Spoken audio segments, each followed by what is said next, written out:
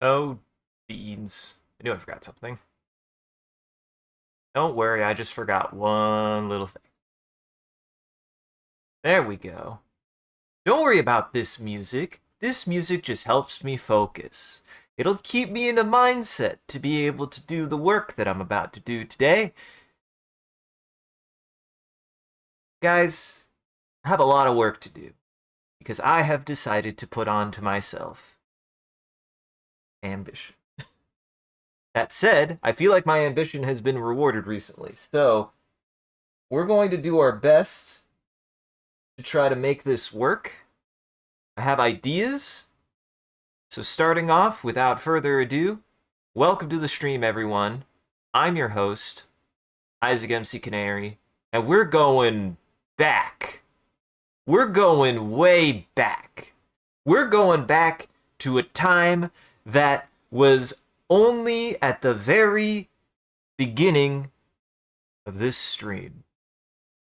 Well, not the very beginning. Within the first 2 years of this stream, I think, we're going to go and revisit a design that I haven't looked at for almost a decade. Let me actually, I can, hold on. I can get a number. 2017. Since 2017. It was 2017. I said this the other night to one of my friends about this very thing, is that I think it was 2017. It was 2017. So, without further ado, welcome to the stream, everyone. I'm your host, Isaac MCCanary. We're going to be doing a lot of things for the next few drawing streams for the next few months. I'm going to be working on a lot.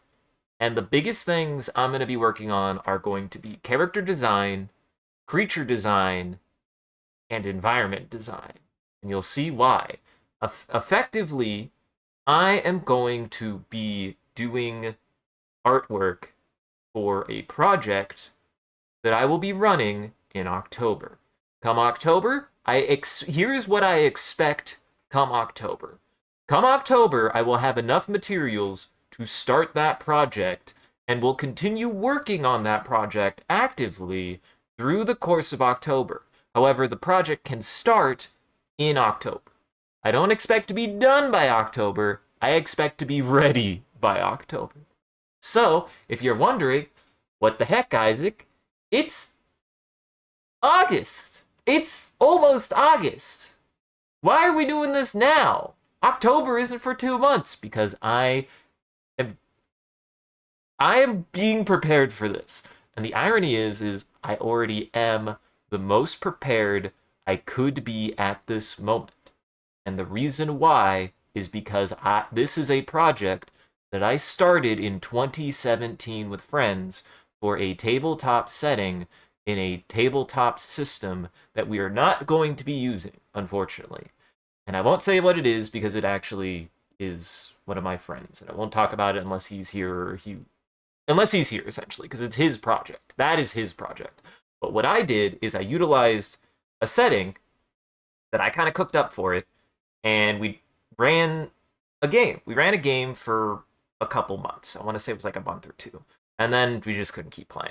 Life has been a rocky road, which is a good flavor of ice cream if you like it, and a bad flavor of everything else when it is an ice cream.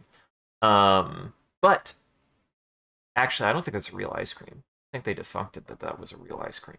But this was a project I started a long, long time ago. So long ago that it actually shows its origins in DeviantArt when I was using DeviantArt back way when. Way back when. And the reason why I bring this up now is because the siren call has been heard. The siren call has been heard. And for me, what that means is that I want to be able to start working on being able to... Oh, did I really? Surely.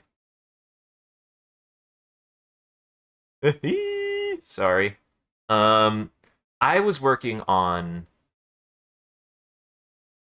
assets for that game. I was working for assets for that game. Boy, I hope this doesn't open up here. Boy, that'd be embarrassing. You're not supposed to see what's about to happen, and I think Photoshop is going to open in that window. Ah, you shit. Don't worry about that. I need this for a reference. Because what I want to do is I want to be able to utilize a lot of that design that I had, and I want to do first. I want to start with concept design. I want to start off with some concept design for each kind of character and each kind of creature that I had back way when. So we're gonna start with a lot of concept design first, and then I'm going to do some mock-ups and some background assets. Probably gonna make the background assets first, and then I'm gonna make the mock-ups second. Because the idea is I'm gonna be working on assets. I'm gonna be working on a lot of assets. That's the goal, is to be utilizing a lot of assets for this project. And ultimately speaking, I want this to culminate into a project in which we, me and my friends, are going to run a tabletop session come October. We are going to run a tabletop session come October. And that's the idea. That's what I have in mind, is that I want to be able to run a horror game that I've actually been kind of quietly stewing on for the better part of it's been almost a decade. Like, even though in a lot of ways, that project had long since kind of like concluded, like we weren't going to be playing the game or anything. It has been something that has been on my mind since I started work on that setting. And I'm hoping that in the next few months, I will be able to do a lot of work. Primarily, I want to be doing a lot of science fiction writing on the side. I've been doing a lot of science fiction research on the side to prepare for this and to really like kind of revisit the space I was going for, to try to be able to give a science fiction story I've been wanting to tell. I want to be able to tell it in a way that's maybe a little bit more accessible. I actually do think that part of my goal that I want for this project is that, ideally speaking, this kind of thing I have in mind is something that isn't actually probably as dark as I was when I was making it originally, believe it or not, but also has a lot better understanding of even its own source material. Because I will admit, I have gone back and rewatched some of my favorite movies and played some of my favorite games that were direct inspirations for the original project. And guys, you want to know what I learned? I missed some shit. And I am going to be exploring those spaces a little bit more discreetly and a little bit more openly come this game. That is my intention. So I hope you all are excited for that. Hope you all care. Because ideally, I want to just use the next few months to do both a combination of preparing assets and kind of getting a wealth of assets, and also being able to like show a little bit of a creative design live, if that makes sense. I want this. So this is a hat. I want this hat to be almost like, I'm trying to do a profile right here. And the first thing today, I'm going to anticipate a lot of sketching. I want to be able to sketch as much as I can before we start making any discrete assets. I feel like I want to be able to have a lot of resources to pull from immediately.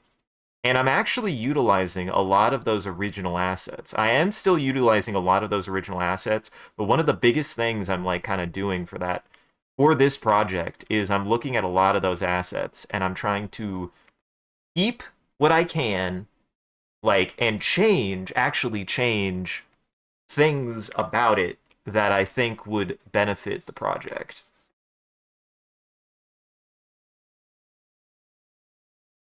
I want this to be, I need this to be like a, here. I need the funny hat.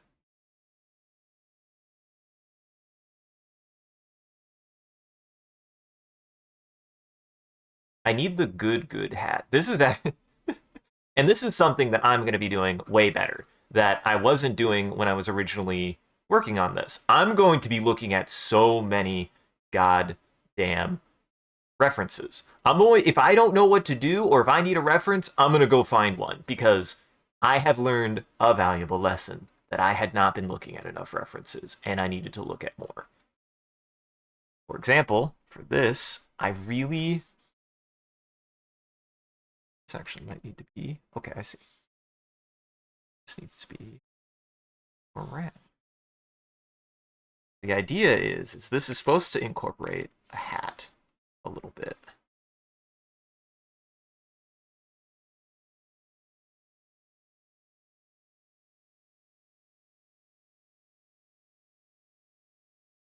Yeah.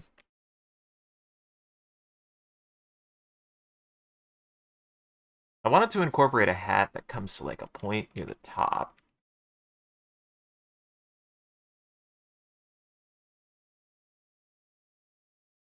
I want it to be like a triangular hat too. And essentially this is going to be a lot of hodgepodge. I'm going to be working on one thing and then I'm going to switch to something else. And a lot of this is going to be, this is early design stuff. So a lot of this is going to be subject to change.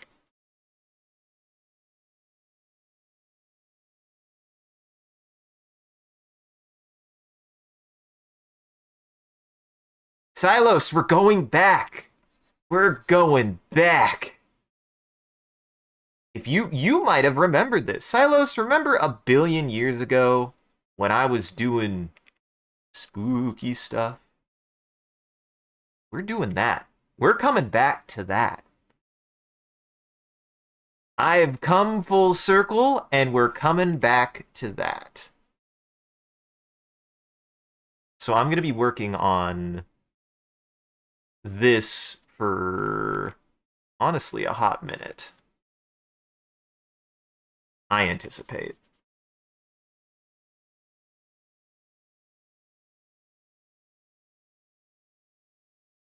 Like this. And today is going to be probably a lot of sketching. Today is going to be a lot of sketching. I essentially am utilizing old assets and I am going to be fixing them up. I'm going to be fixing them up a ton, is what I'm focused on today.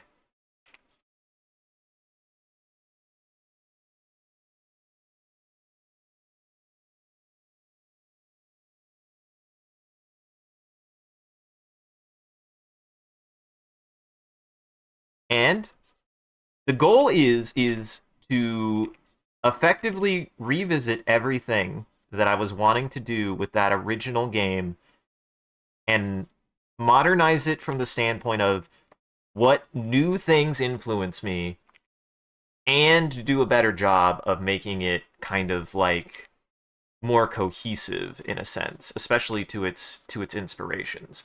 Because one of the things that I did not realize is that I left a lot of inspiration on the table that I did not utilize. I was not utilizing that inspiration simply because I missed some very, very, very, very important themes in various things that I'm just gonna say are gonna be there. And one of the big things that I'm going to make a sort of like structural change to, that I was even like thinking about today as I was on my way home, is that originally it was much, even though I wanted it to be focused on this, and there will still be that in it, a lot of the original horror of that project was focused on just two themes: body horror and mental illness. That is the original, that was the original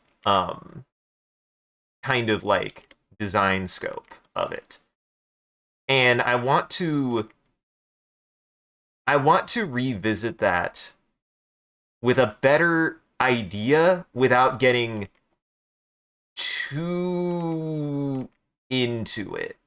And what I mean by that is originally I feel like I focused a lot on the cerebral element, which I definitely want there to be. The cerebral element will return. That is something that is going to be core to that project, that's going to be core to that concept. Psychological horror is going to be an important part of it. But I was really focused on the psychological horror. And the reason why I bring this up is one of the key elemental influences of that setting and my writing was Alien. Folks, I've seen Alien again since then, multiple times.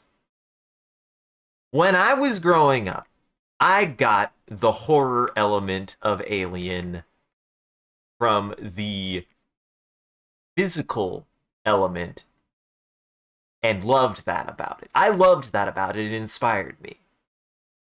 You want to know what I've learned since then about Alien? Alien is not horror. The horror in Alien isn't just the alien. Believe it or not, because I didn't get that when I first watched Alien. I really didn't. In reality, one of the things that I learned in Alien, having rewatched it since the last couple times, is the survival horror of Alien works because Alien's context matters. The setting's context matters so much more than I gave it credit. Like, the xenomorph is iconic and timeless, and it needs to be.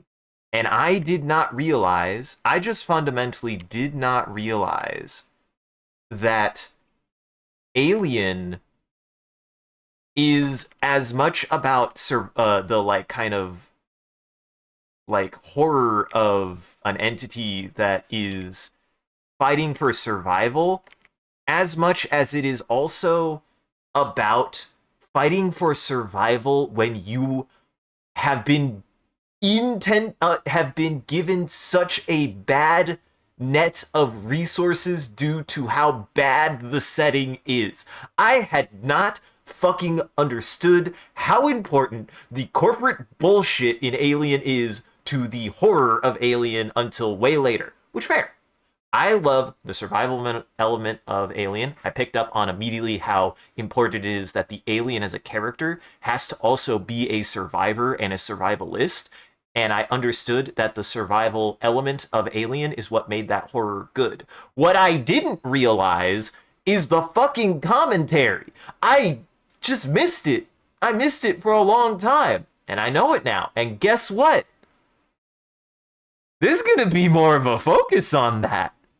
Because the reason why the survival horror of Alien works is not just because they are dealing with a hostile threat.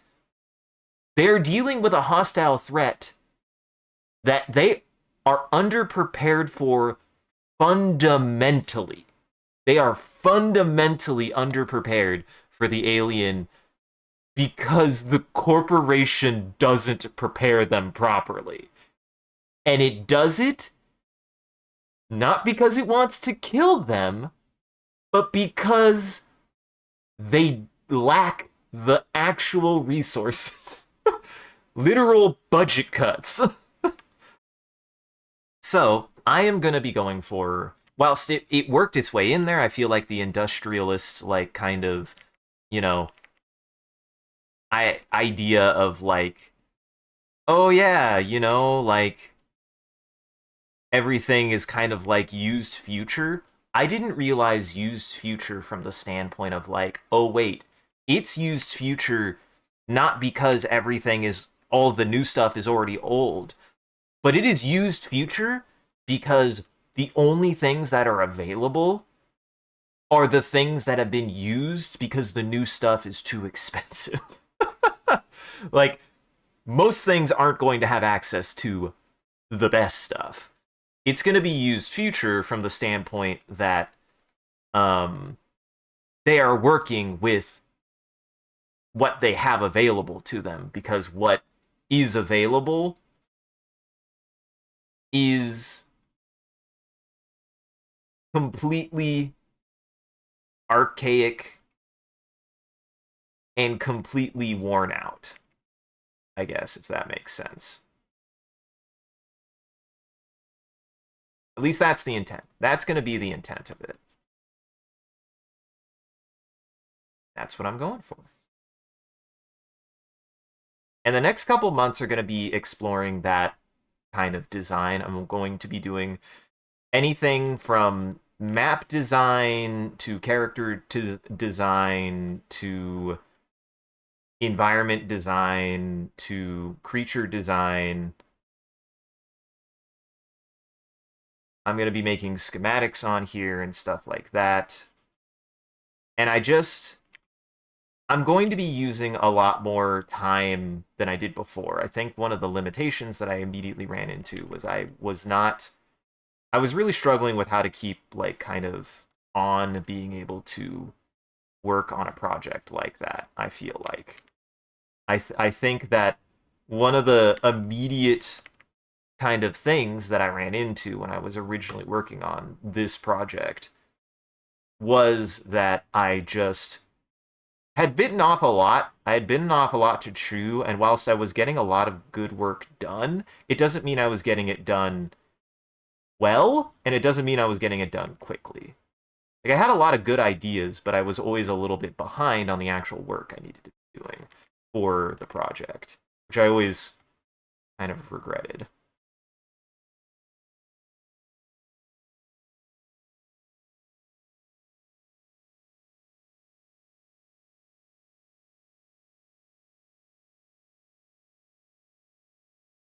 Yeah, that's what I want to go for. Then, let's see. Actually, no. I'm going to have that go to a point like that.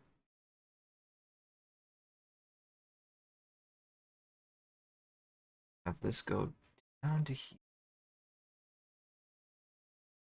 And I remember this kind of being one of the first character designs I worked on. So the reason why I'm starting with this first. So I'm going to have a lot more focus on actually being, like, cognizant of how the setting is impactful to the conditions, to the horror that the players are going to be faced with. It is something that I had never considered before.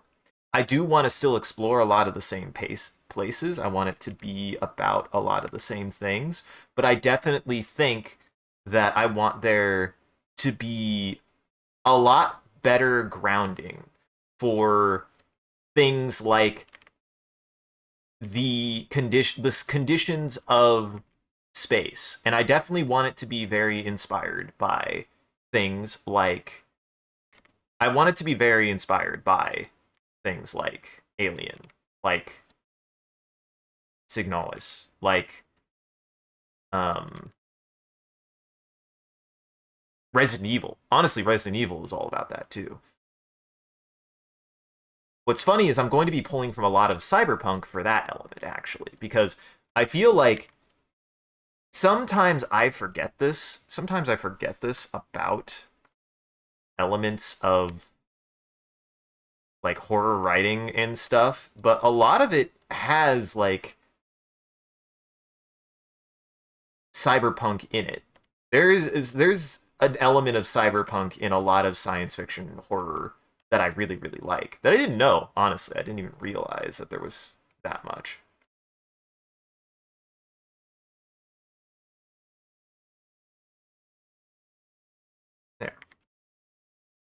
I also think here, I kind of flashed it earlier because I have a reference open. I'm going to be referencing a lot of my old work. Um, this design also feels much more solid. But again, maybe that's like something I should be a little bit more proud of. I feel like that is always something that I've been hard on myself about, actually, is I've always felt like I've been kind of like I've always struggled a lot with the kind of like self-confidence to be like, yeah, I do my work. Like I get stuff done. Like I actually feel like all the time, no matter what period you have seen my work in, I've always been like expanding and working pretty well on anything that I am involved in. I think I just needed to be able to more confidently say and work on my like kind of discipline to be able to say like, no, I'm getting stuff done and I know I'm getting stuff done. And I think that's difficult. I think that's difficult for anybody to be able to figure out.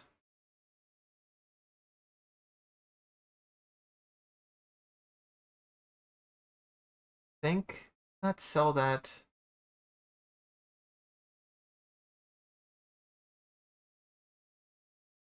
Trying to get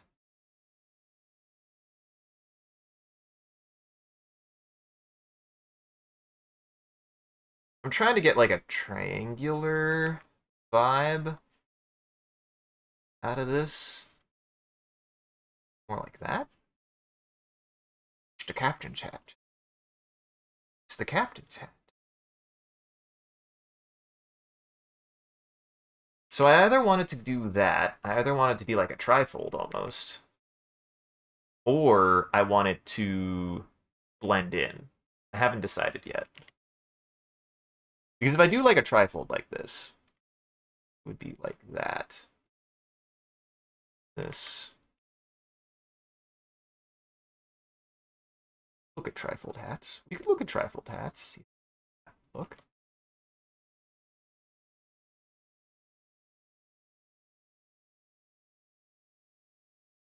And I feel like I want to refrain. I want to refrain from revealing the system we're going to use. The system we're going to use, I'm really excited to use. I've been reading more on it, and it is exactly what I'm needing it to be. And I'm hoping that if it goes like super well, which I think it will go really, really well, actually. Um, but if it goes super well, like I really hope.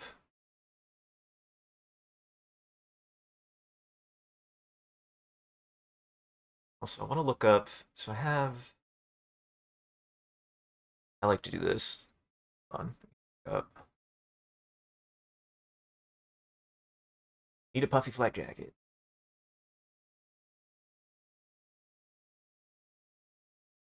Oh, actually, yeah, something like that.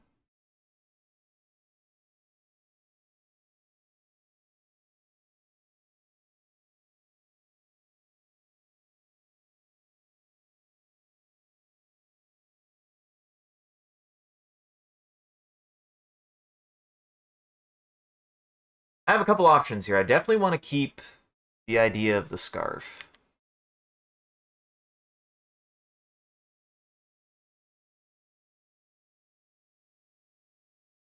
The idea I want is that like one of the ideas I had with the like suit design, the space suit design, is that it's like it's not space suits. It's like somewhere in between like modified it's like modified most civilian wear is actually modified civilian wear that is space safe. I'm going to say it's space safe. And that is something that I want to be a through line throughout the entirety of it of like this now, like setting wise that I'm thinking of is that a lot of things claim to be things like space safe when in reality it's not all it's been is like kind of like space proofed, if that makes sense. The idea I want is that it's been like more space proofed. So it's things like a regular flight jacket that has been like retrofitted and like been manufactured into something that could be considered like space safe, but that doesn't mean that it was originally made for space. I want a lot of that kind of element of like a lot more attention to detail regarding the idea that a lot of the movement into space has actually been through a modification of more or less the equipment that people have, and that civilian space is not like going to be like is not going to be any different than, you know,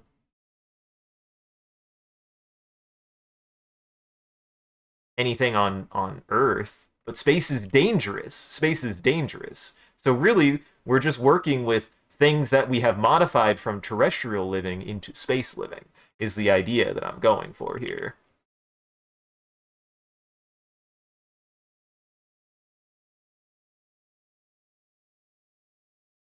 I drew like a flight jacket I want,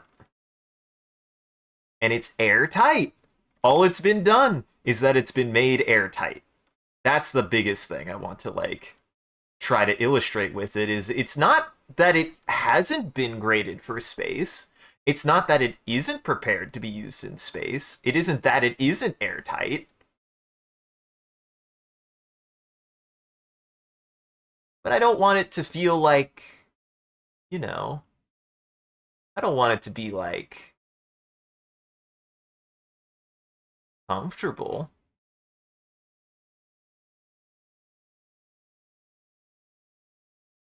I also want some of my inspirations to kind of like bleed through as well.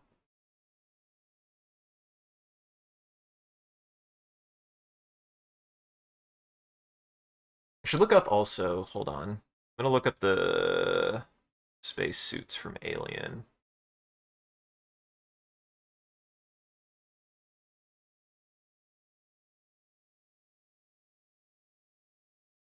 Here we go.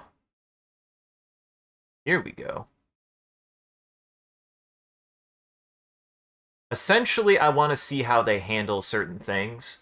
Yeah, that's what I was thinking. So, like, this would be, like, stitched up.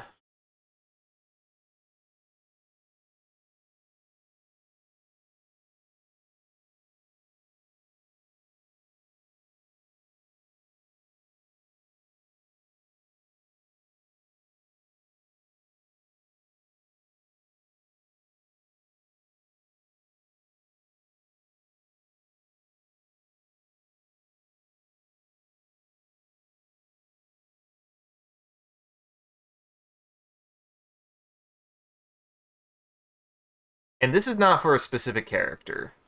This is the intent right now, is I'm going to make character designs, and then I'll utilize them for other things. So this is not a character that I have made yet.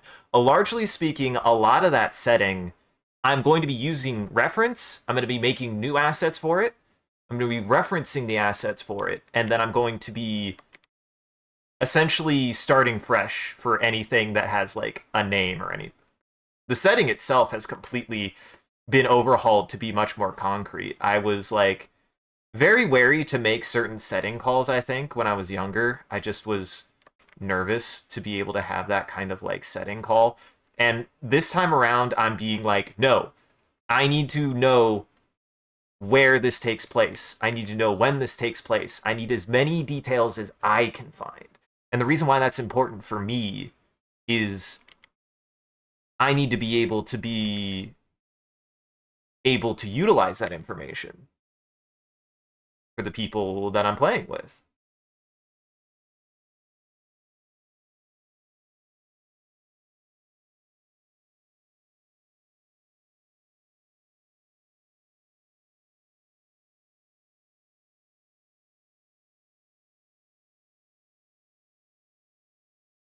We're going to start with something pretty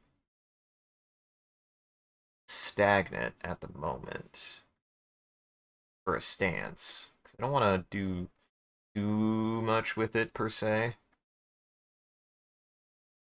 I want to like make it clear that like they've done things like reinforced a lot of the seams. And I'm trying to exaggerate just a little bit.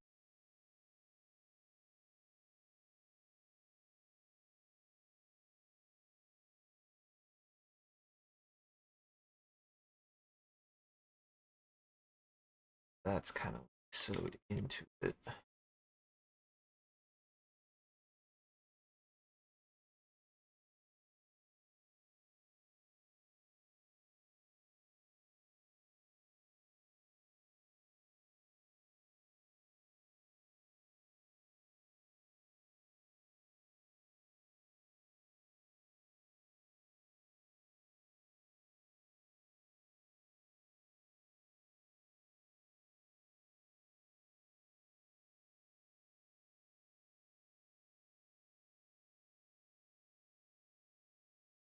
Oh, I like the idea of that actually. So this has like there's a zipper underneath, but it's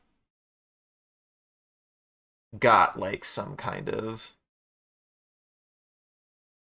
latching system that goes around.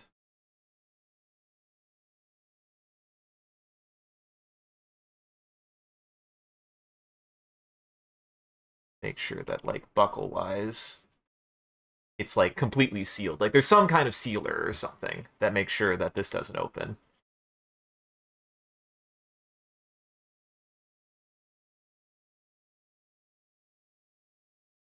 It's just a belt. It's just a belt. What if I just made it a belt? That'd be silly. That would be just kind of silly.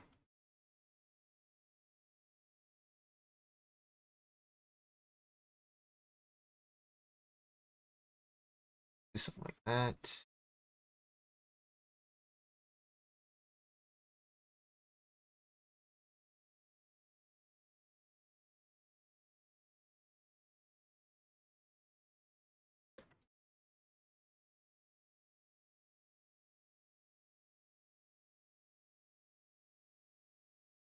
I think we're going to go. So they've got like this kind of like another ceiling point.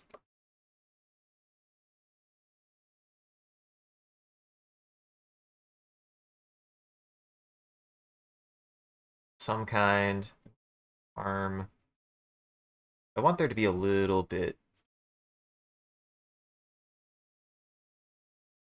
Oops. When I do that.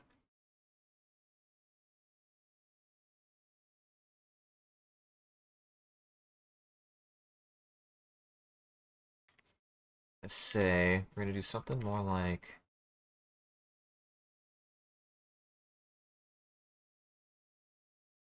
this. Needed to follow at least the needed to follow like the rules of what a human being is shaped like.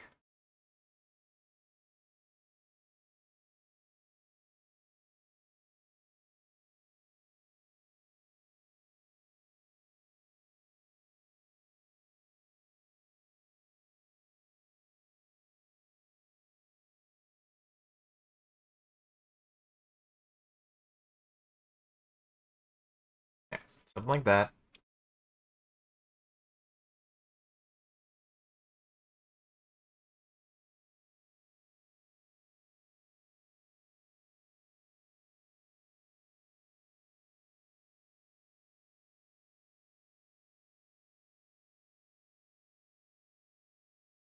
And I don't want the hands to be like super constricted. That's one of the things is like I always like gloves that have like a little bit more flexibility. The gloves from Alien, from those gloves always look like super chunky. And they should be. I feel like that works a lot better for them. But this I want to like specifically this kind of character design I have in mind. I'm like they're kind of like the idea I'm going for is that they have at least like some motility.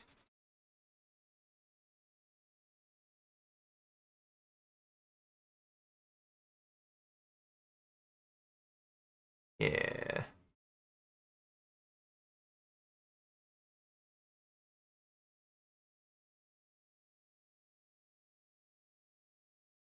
I gotta remember the goal. So ideally, I want to be doing like be before I start like actual asset work, because this right now is just like, okay, I need to get stuff down, and then I need to be working on essentially I want to have assets ready so that way when we start playing, I can start making more concrete assets pretty much immediately. That's one of the things I want to do. I want to be working on assets almost immediately.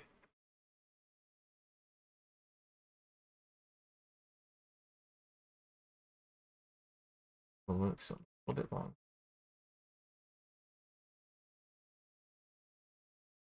Make sure his arms aren't too short. I don't want his arms to be too short.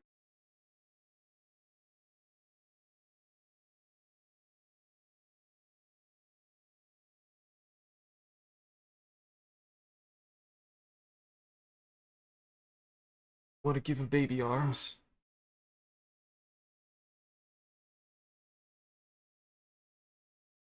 Ah, shit.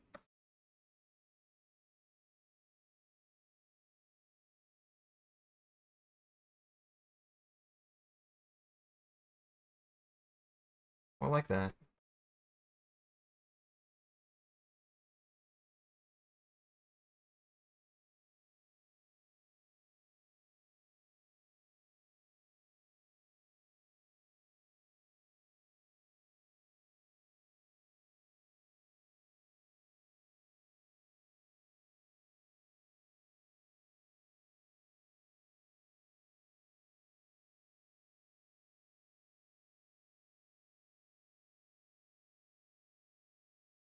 Perfect.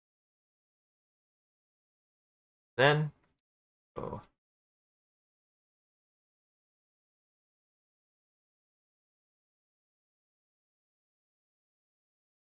I want that to be the trunk.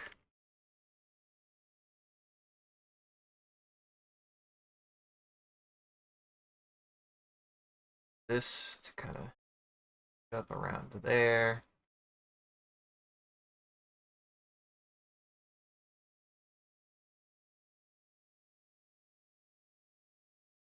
I do like. Listen, I'm not take. I'm inspired. Okay, it's a good ass design.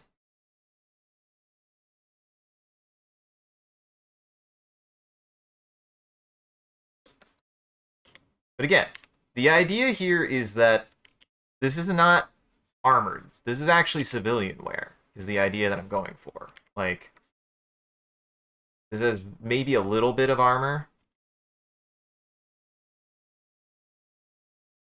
but it's mainly just like a flight suit that's been converted, is what I'm going for.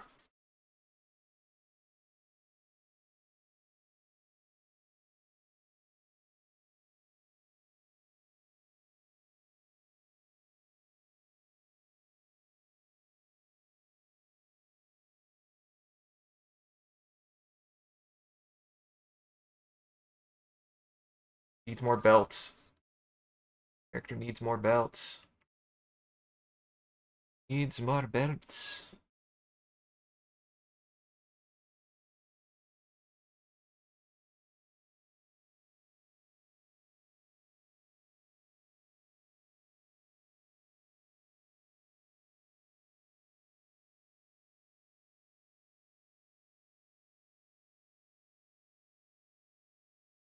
Like that.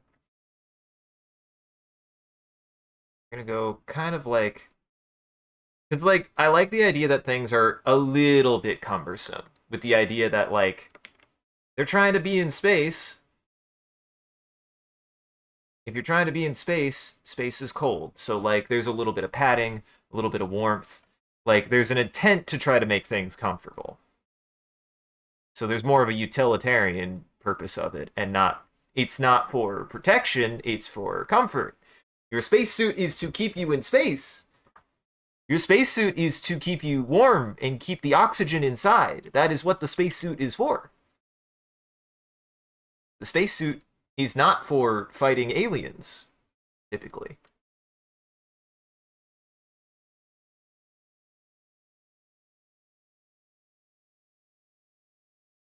Honestly, I like that. I like the tri-cut hat.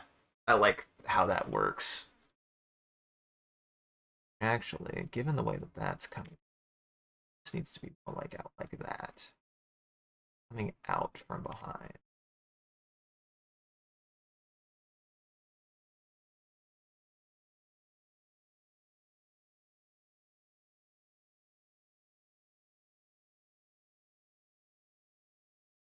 Something like that.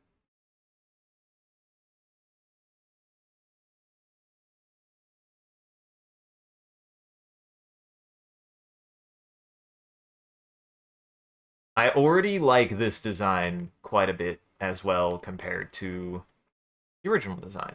Not to say that the original design was bad and all. I feel much better about this one.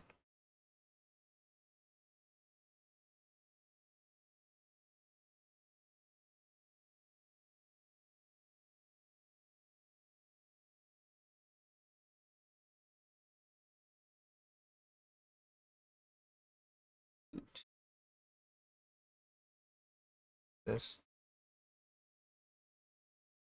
clompers. Want some clompers? Want to give him some clompers?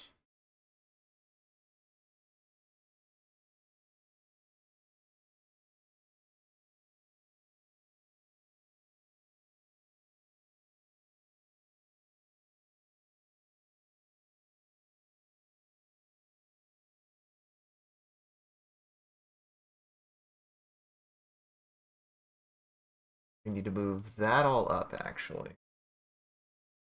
I need to move this up, and I need to make that leg a little bit longer.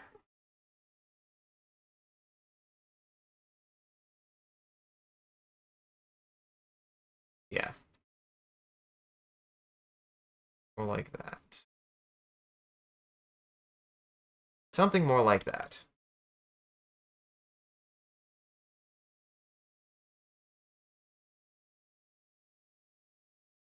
What I want to do is as soon as I have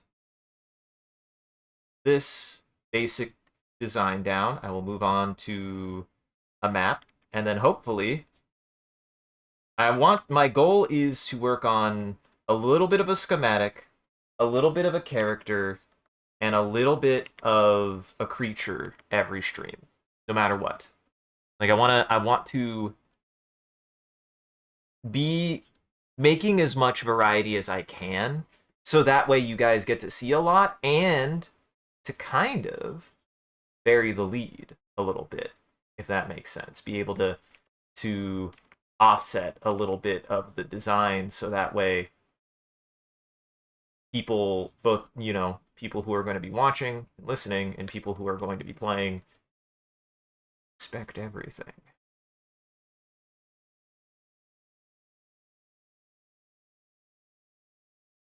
I've also started a little bit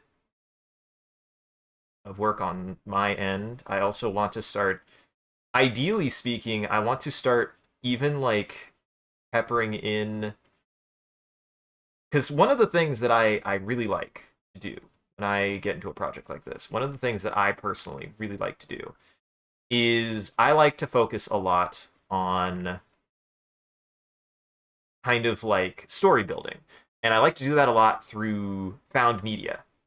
And what's funny is the this project has kind of a found media element to it unintentionally, since there is media on the internet, specifically DeviantArt, in which I was uploading a lot of the original designs for that tabletop game without very much context, aside from utilizing content that I was using in the games as descriptions. I was utilizing in-game descriptions of like logs and records that people had been making for that game that I was using in the game, and that would be the description of that. So I kind of want to have that be an element as time goes on, as I work, to be able to be like working in a little bit of that element of the game and of the setting, since it'll be very, very important. I would say it would be incredibly important for me to start utilizing that as early as possible.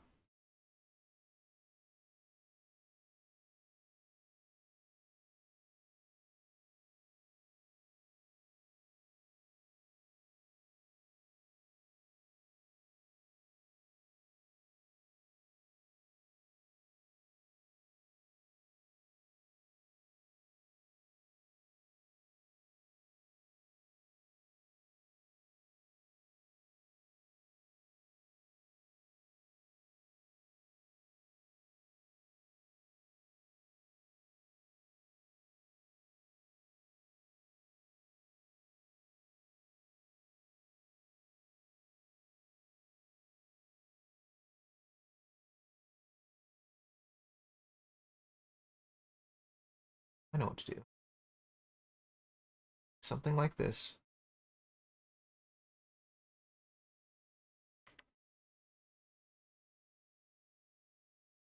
Interlock.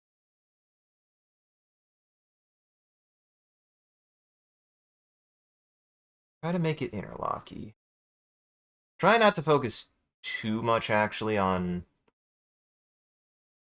small design stuff regarding it. I want something like that.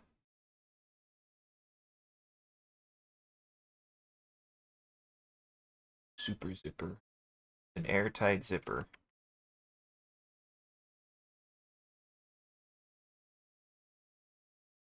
I like the idea. Yeah. I want to try out teeth as possible.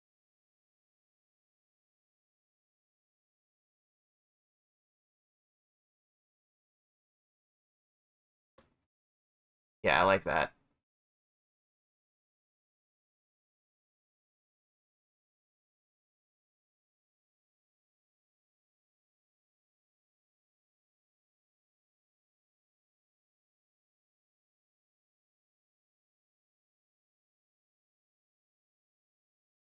And then what I need to do, that's the waste. We're going to have, so there's like decompression valves here that like plug in, decompress to compress and decompress the suit from the inside.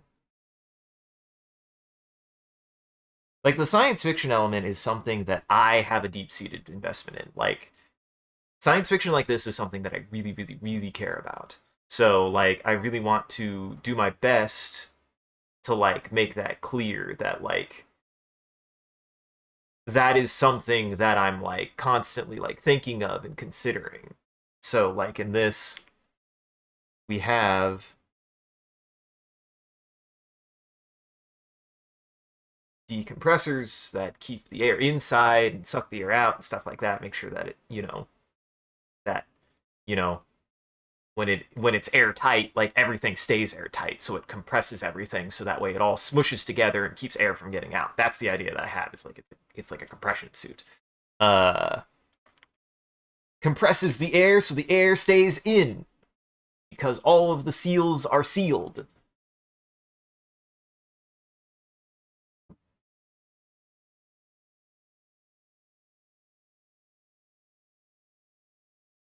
Like one handhold thing there.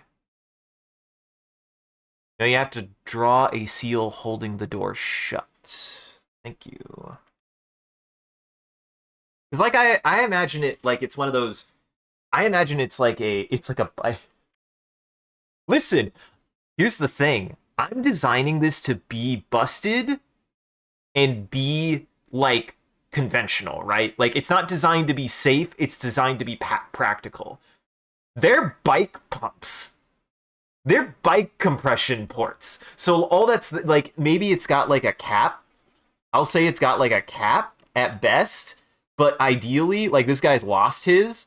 So all you have is like a little you got your little nozzle, right? You got your little nozzle nipple in there.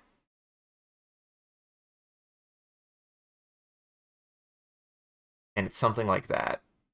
And the idea is you plug the hoses in and it either compresses the air inside to seal all of the suit together, or it you plug it in and then you decompress with it.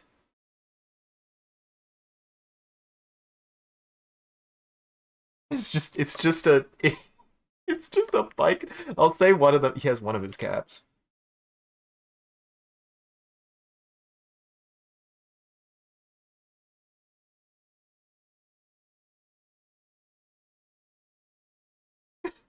Yeah,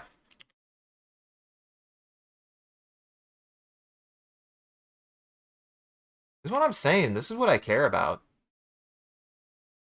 And he just when you go to compress here, they don't need more than one. When you go to get your suit ready, you hook up a hose and it compresses the suit. So that way everything stays sealed and closed. The air stays on the inside. That's the idea I'm going for. I also like really I don't like the globe helmets. I like tight fitting helmets. Um but again, this isn't armored. This isn't reinforced. This is just reinforced clothing, right? Like it's just reinforced to keep air in. It's not reinforced to prevent ripping. It's not reinforced in any way aside from probably two factors. If they could, like, I do like the idea of being like in the case of an emergency, and this is something I want to like perpetrate through the setting because I was inspired by Alien actually. One of the things that made everything click for the survival when you're against the odds because not because the alien is superior, but because your conditions are that bad, was your corporate mandated harpoon. In the event of an emergency and you are blown into space, you are instructed to utilize your emergency harpoon that you pull out to shoot at the ship to keep yourself from being blasted into space because the corporation couldn't afford suits with jets in them. I love the idea of that. So, like, the suit isn't special. The suit doesn't have, like, a reseal. It actually has no resealant. I'm going to say it has no resealant. In the event of a catastrophic decompression, you have to apply, like, essentially a tourniquet to try to seal it until you can actually do that. They're like emergency suit tourniquets that also probably are just actually tourniquets and don't do anything aside from just try to keep air from getting out. So it might cut off circulation to a limb if you were to tie it too tight, but you're instructed to do so because the alternative is you die. I love the idea of that. So that's the kind of thing that I'm working with here is the conditions are poor. The conditions are bad. You don't have space equipment that is good. You have space equipment that works. You have space equipment that, at best, works when nothing goes wrong. It's graded for space. So I love the idea that, like, you know, it's one of those the way the like compressor is just essentially a big bike hose compressor or a bike tire nozzle. So it has like the little guy, it has a little dangly, it has a little dangly guy in the middle, and those, as far as I know, those just work by you depress that little dangly, and then it allows for air transfer, and then it seals when it's not compressed or when it's not depressed.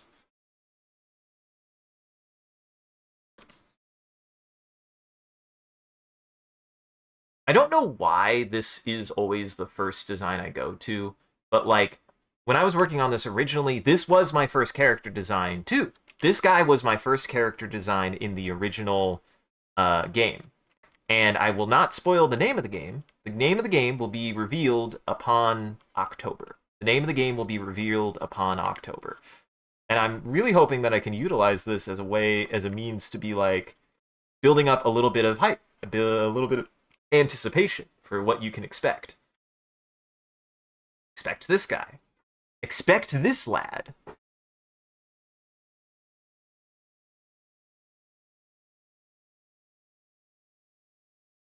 Bigger. And the idea, I hope this comes across. Ideally speaking, I want this to be... This is not a soldier. This is not a soldier. This is a crew captain.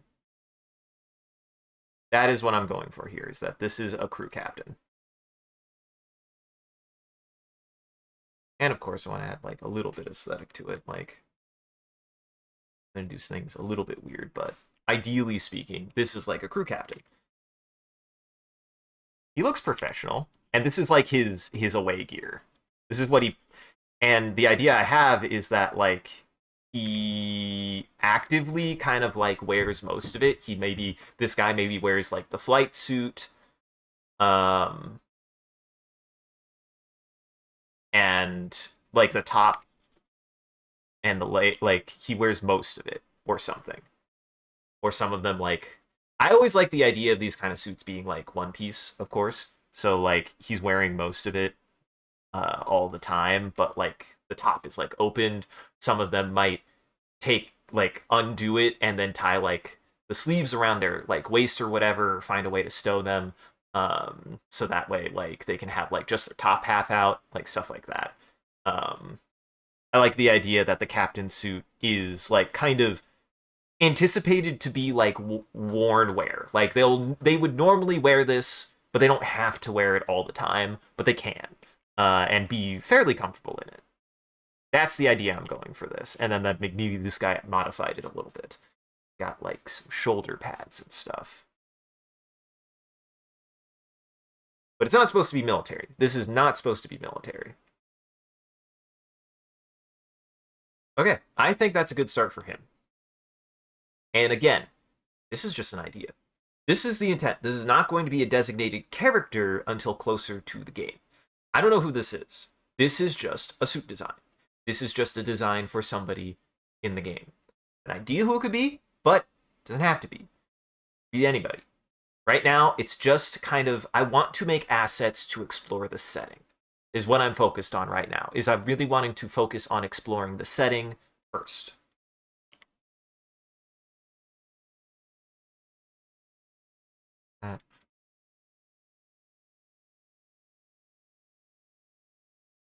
If that makes sense.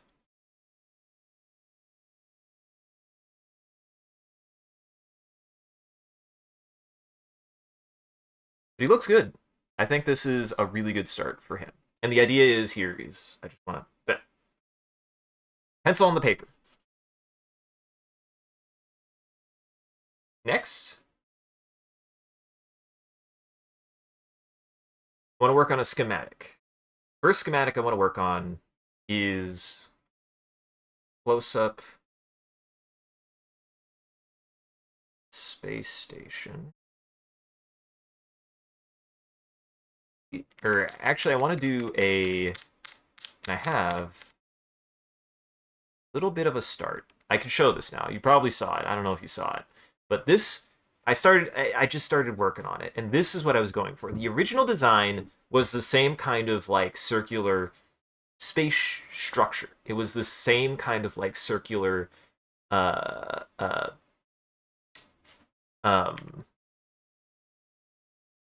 it's the same kind of circular starport structure. I want it to have a circular shape to use the artificial gravity but it's not a ring world. It's not actually that big. The only places that people stay in are going to be 3 locations that are essentially like living blocks, living and working blocks. The idea behind them is actually each block is independent. I've come back to that. Originally, I think I was like thinking about like, oh, this one was gonna have this stuff, and this one was gonna have this stuff.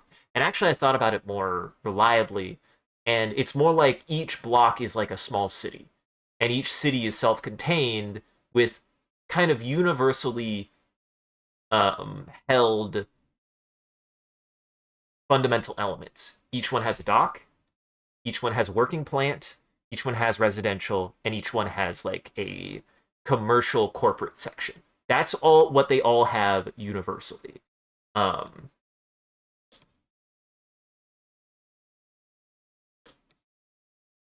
yeah, I knew I hit something on accident. Go 2 times. Don't go 2.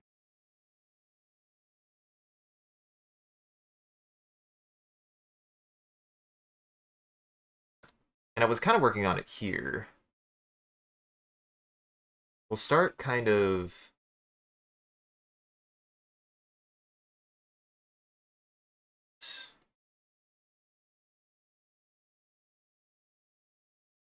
because the idea I have is that this is the floor, right? This is actually ground because it's utilizing that kind of like circular nature of rotation.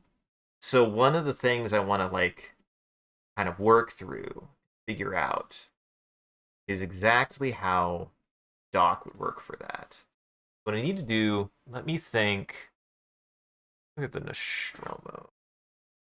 Actually, I'm gonna look at the Sulaco.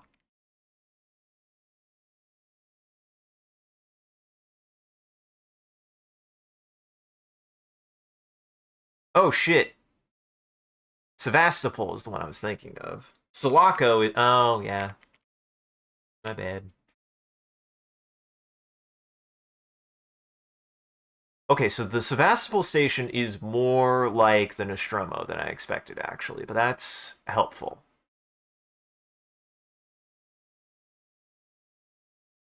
That is helpful because essentially I'm taking stuff and then flipping them inwards is what I'm doing.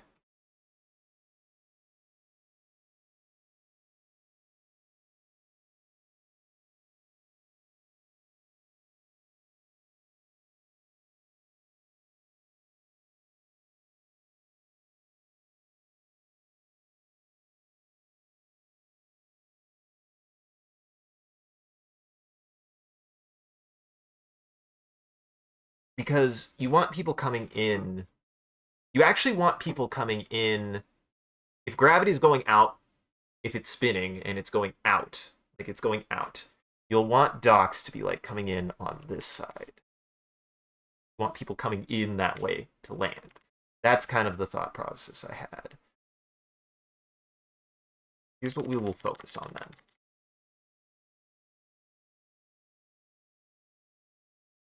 I need to focus on, so what are people going to see when they're landing?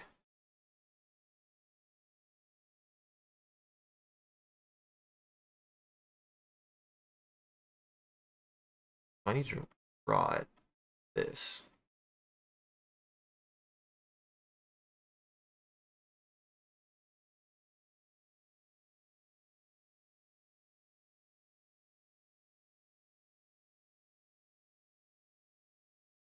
Have that ring. Something like that, right? You have that ring there. And then the docking ports are going to be at the bottom. Structure. Go out like that. Yes. See, this is what I'm working on, is I'm trying to schematic out and understand like my own shapes.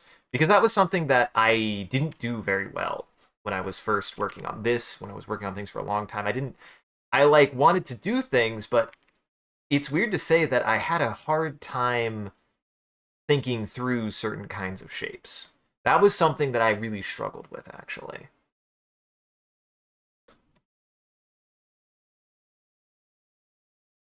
Perspective was something I actually dealt with, had a really, really hard time dealing with.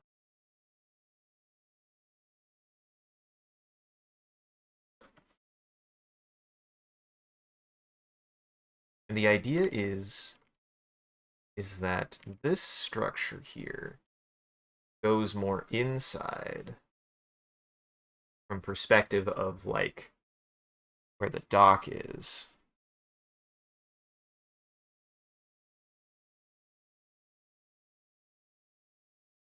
We'll make it just one big door.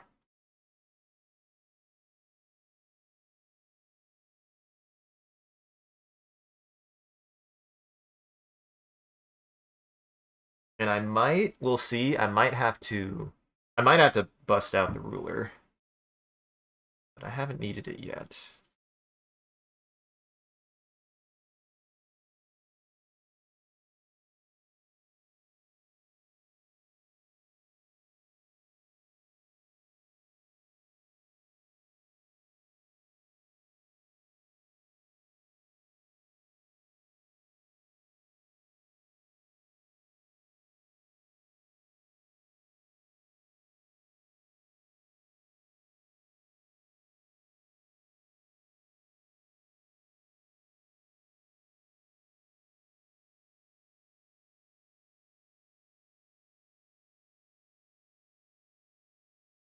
Something like this.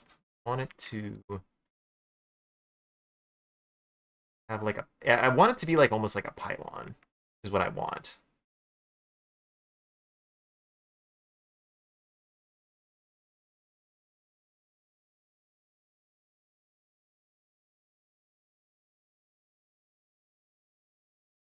Like that, maybe?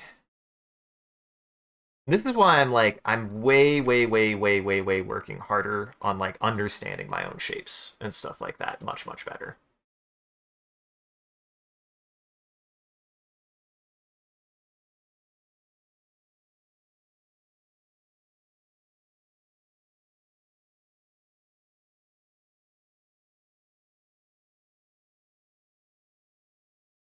Actually, based on this, yeah, because I want things to be going in.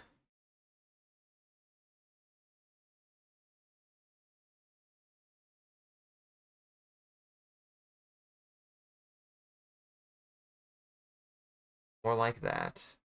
Actually, what if so you have the ring, right? And the ring, this part of the ring needs to be going in perpendicular to that. So the structures need to be going in that way. Okay.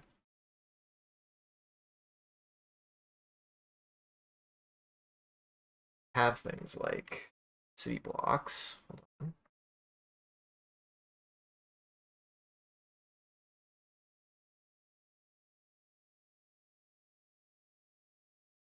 See, this is why I'm like really, really trying to reimagine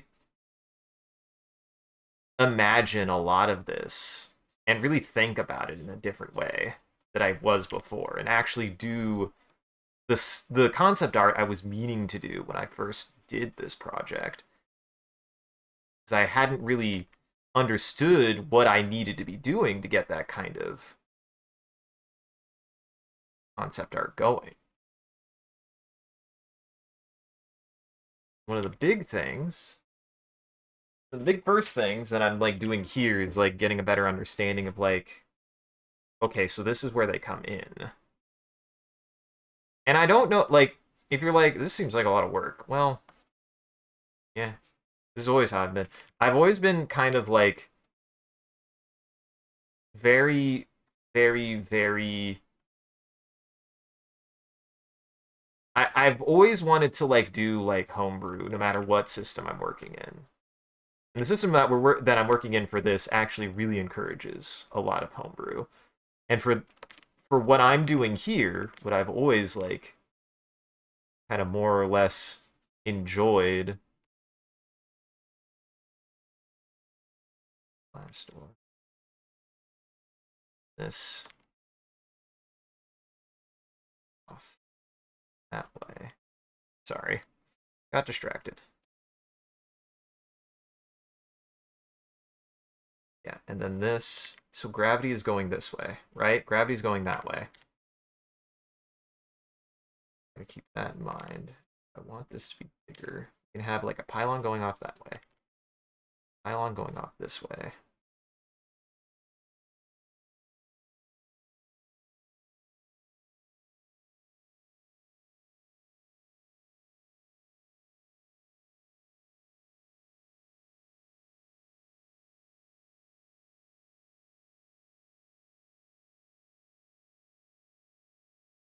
This is the ring part. This right here is the ring part. This is docks.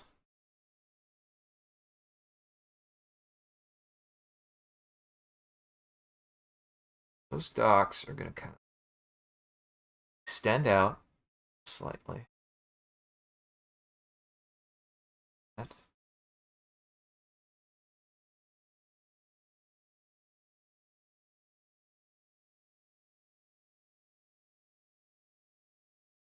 Might need to grab the ruler. We'll see.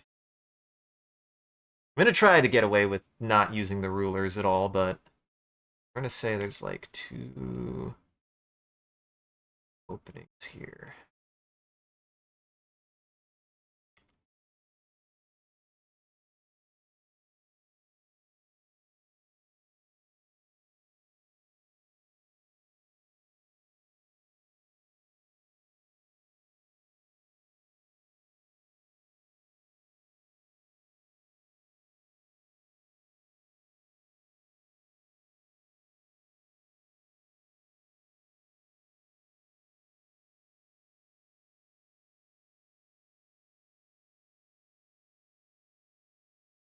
Got like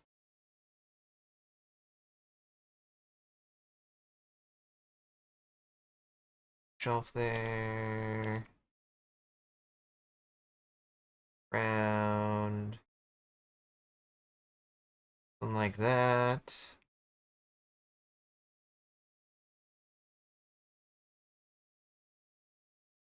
Kind of like that. Try to make these windows.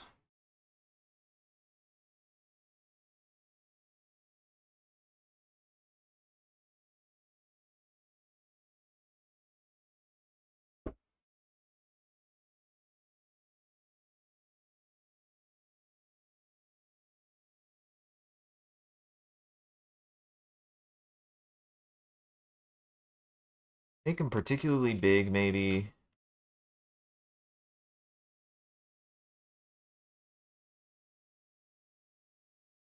One of the things I struggle a lot with is actually a sense of scale. I think a sense of scale is something that I sometimes don't quite know how to do. That is something that I'm very, very bad about, I feel like. I think a sense of scale can be very difficult sometimes. Just in general.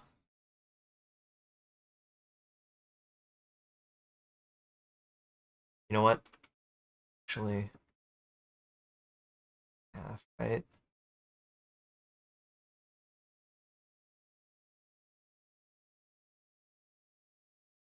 A little bit more shape.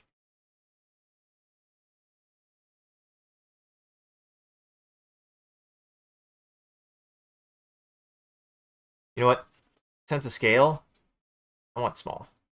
I want small. So whilst this might have like a big shelf,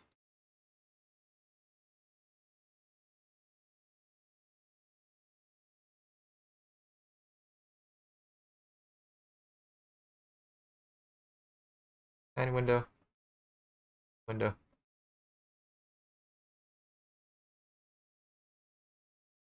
window, tiny window. This is where I gotta. This is where I'm gonna be doing stuff like this.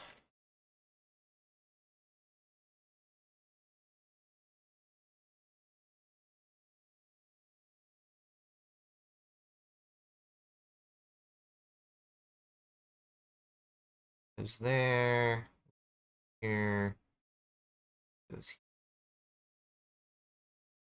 I'm trying to like. We want windows centralized to each door, I think.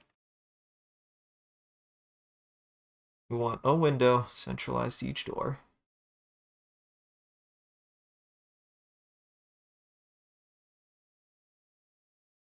Something like that, maybe.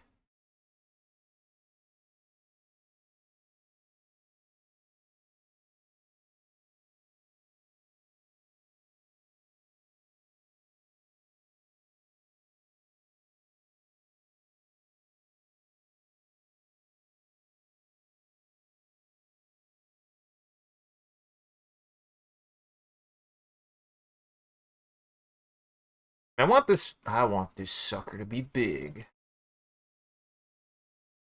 And that's just the dock. They go in, yeah, they go in that way. Wait.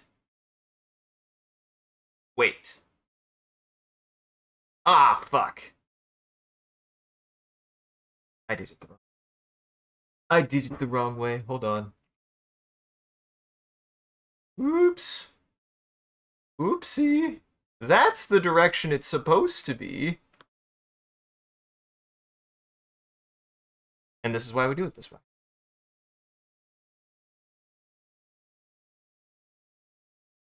Actually, it's more like this. Have that there. I was wondering, I was like, I feel like something's wrong. Oh, yes. Something was very wrong.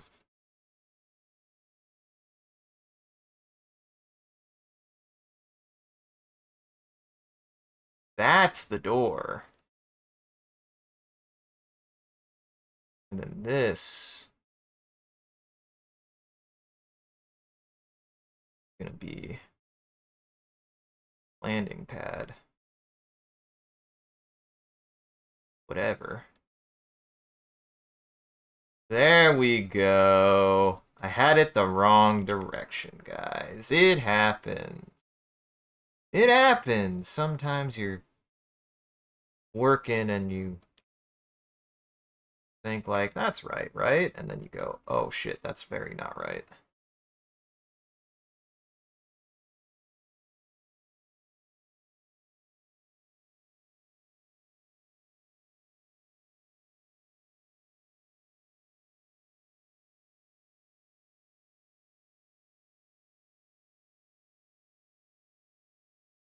Something that's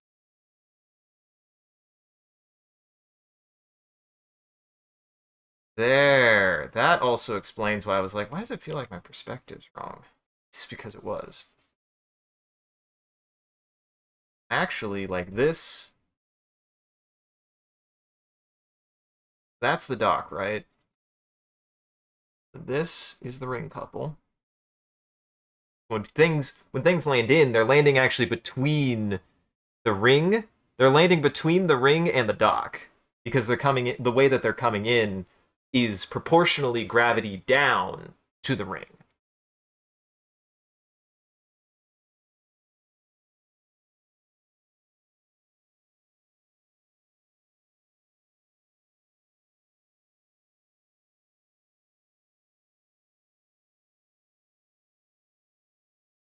I might have it be, so we're gonna have this.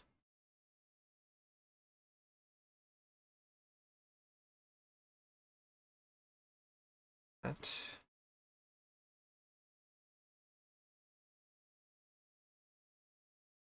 Sometimes you just have to draw something really wrong until you realize that you were drawing it wrong the entire time.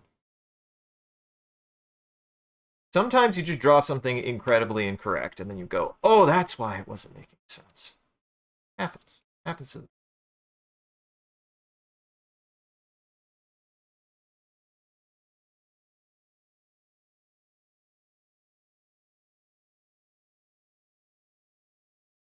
It felt like something was very wrong for a while there, though. I was like, this doesn't seem right. What's wrong with this?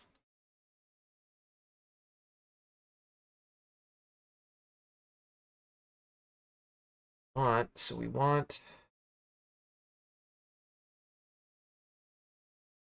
Yeah, I want this to be like out that way. Have doors. We have hangar doors. Have runway.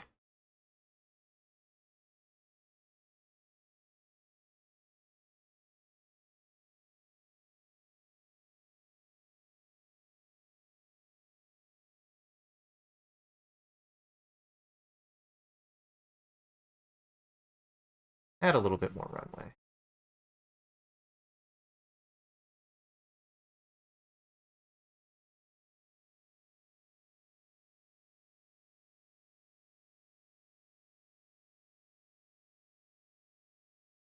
Something like that. This like goes up. Ring. Thinking proportionally, it goes up to the ring like this, and the ring goes out like that.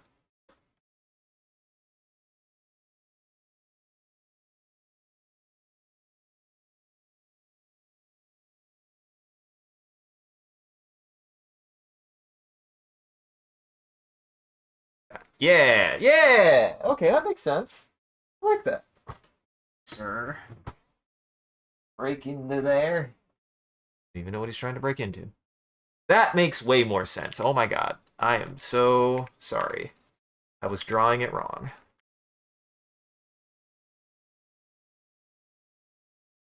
That's how it goes sometimes.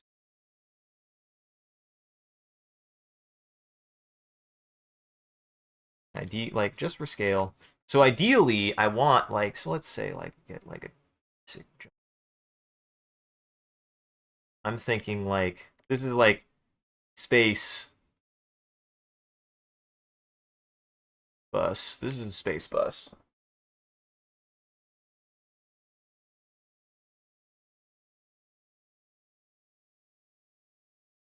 Actually, smaller. This is a space bus.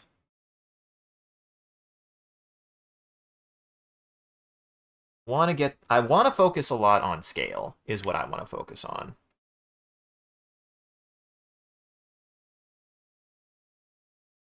Like literally make it runways.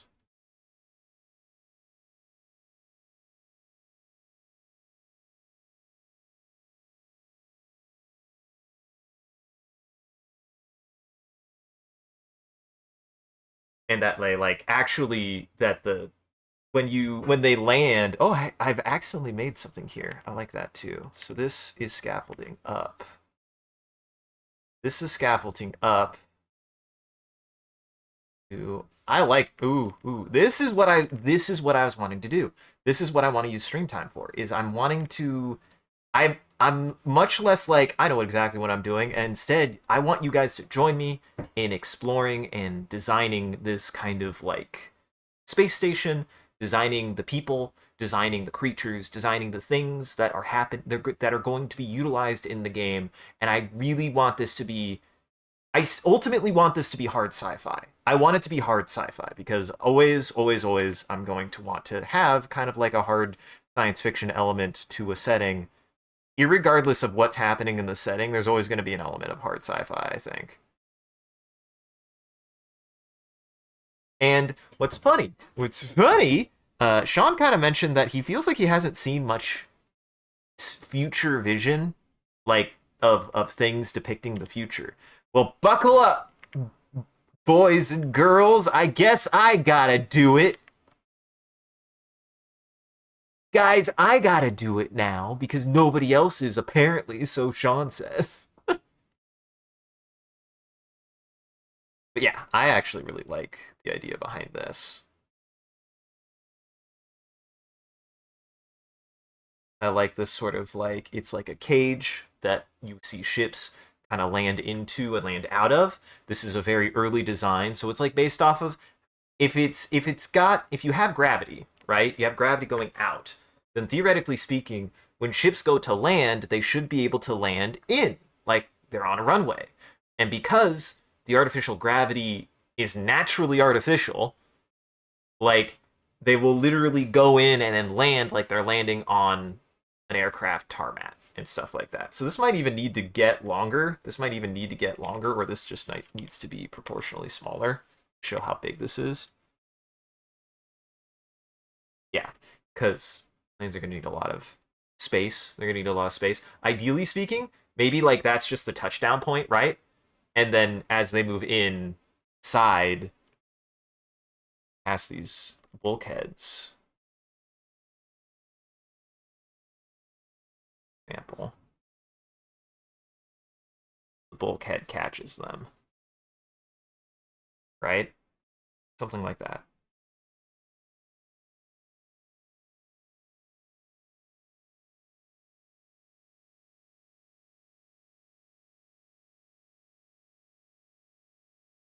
But ideally, this is 0G. This isn't ideally based on physics. This has gravity.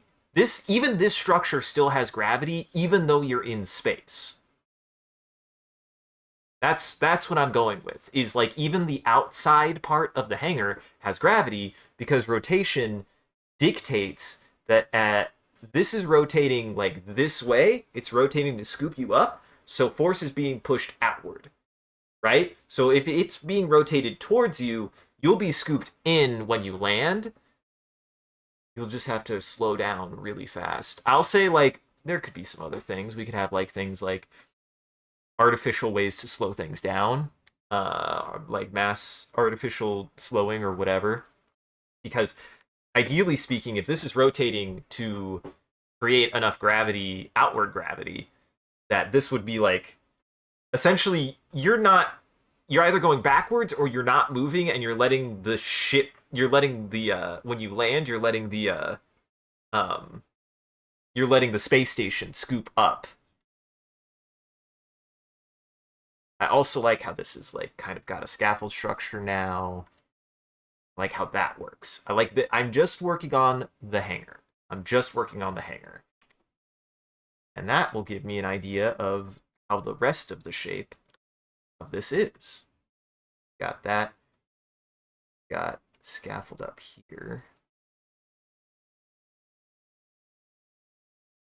Got another scaffold here. Yeah.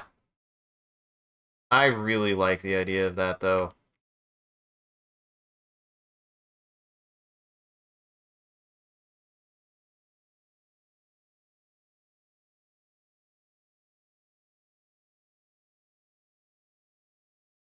Something like that.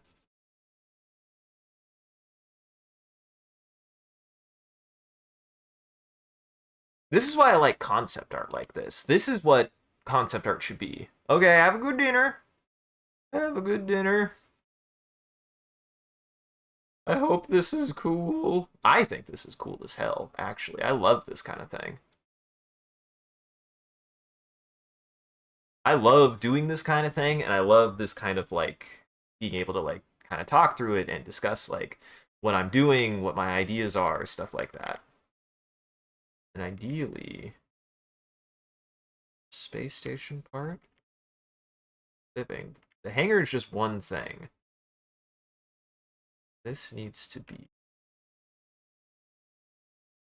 proportional.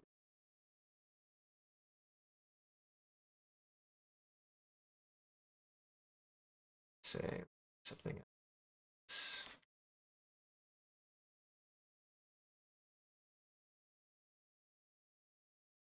This needs to go up.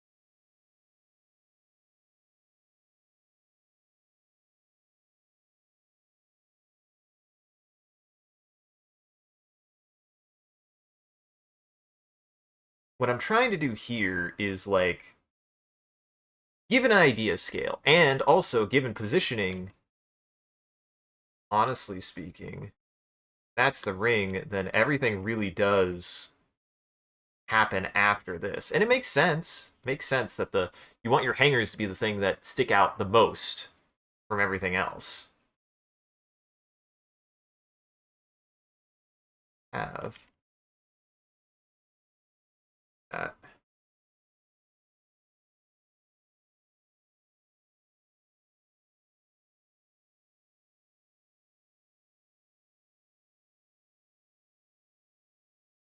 Something like that.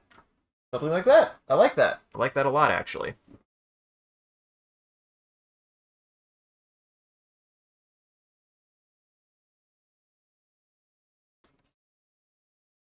Really.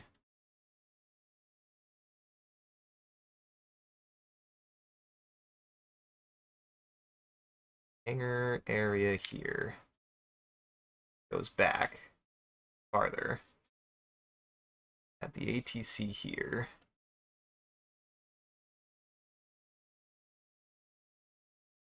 I'm gonna say the hanger is at least double that size. Then, ideally, here, I need to take this. This is where I'm like, I want to work on a schematic. We're going to do floors now.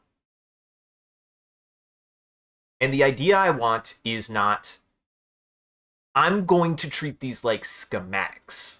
I'm going to treat these like map schematics. I'm no longer good, because before I did like discrete rooms and stuff. And I want it to be more, you go there because you're in the area and it's a schematic of that area. It makes sense. You can like guess where you are and to give like people an idea to think about where they are scale wise, but I want this to be primarily theater of the mind. I do want this primarily to be theater of the mind. So intentionally, I want to be able to do that actually. Yeah, that's fine. Now I can hide this. So we have hanger space. Actually, I will use a different one. Hanger space.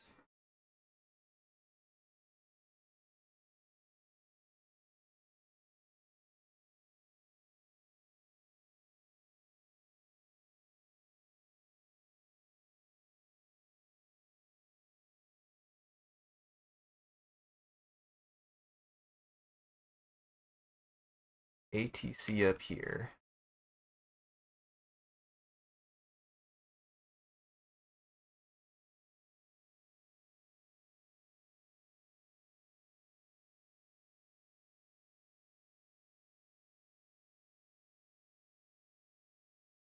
Something like this maybe has like a conjunction here.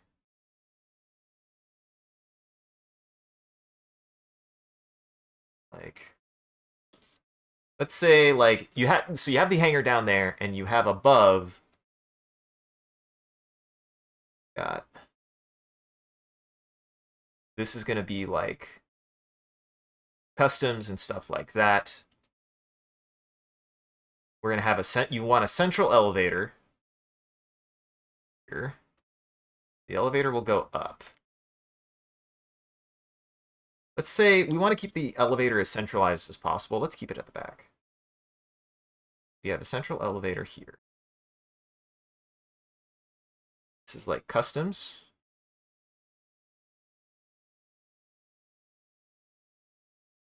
And then this leads into farther in. So that's an elevator going up. You've got like customs. You've got maybe a waiting area.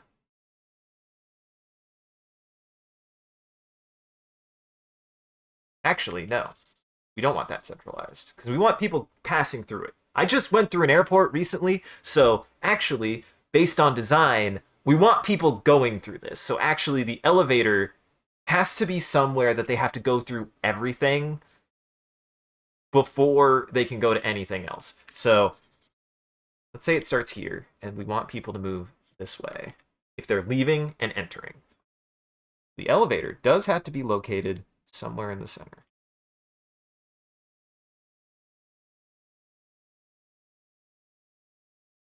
So there's an elevator there.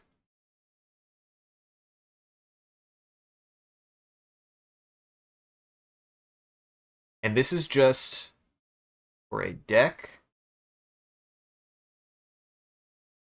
This is a deck for docking.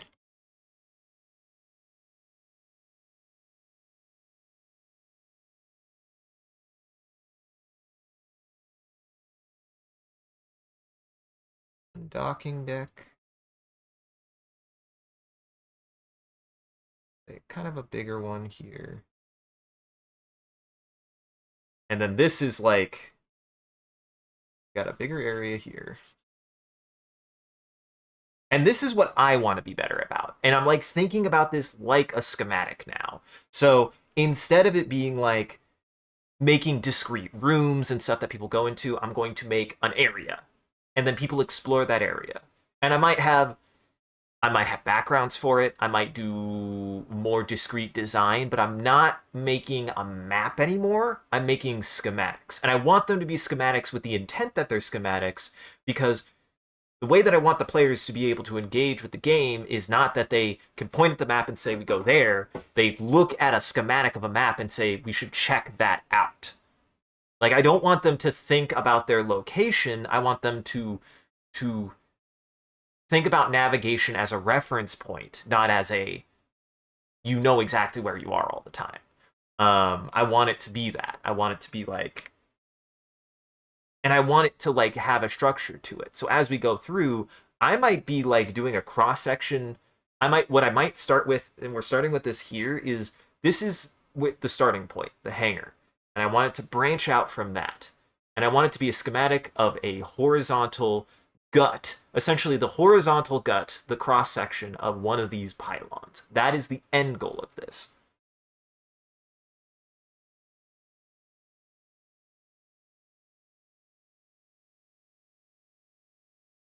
And this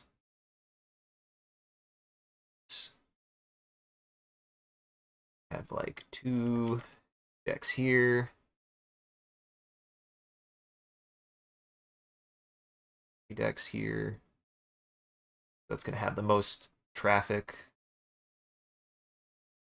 Something like that. Something like that. Elevator at the end.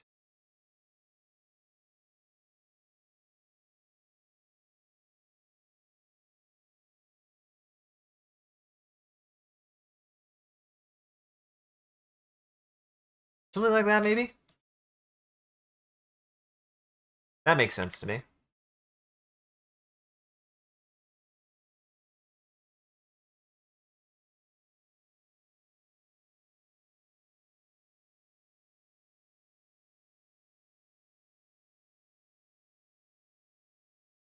Yeah, because that's like ATC, so that's like the hangar to the people watching, so that way the people can come in safely.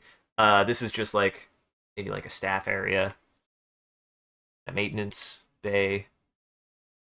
And this is like maybe a maintenance bay that also has like an access. But this is like personnel access. That's going to be like personnel access. That's only for people who are working.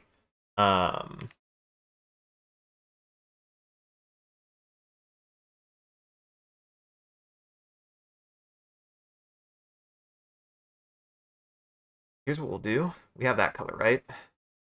Do a lighter color. Elevator.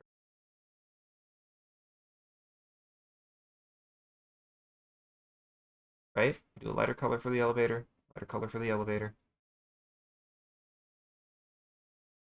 Color for the elevator. Those are elevators.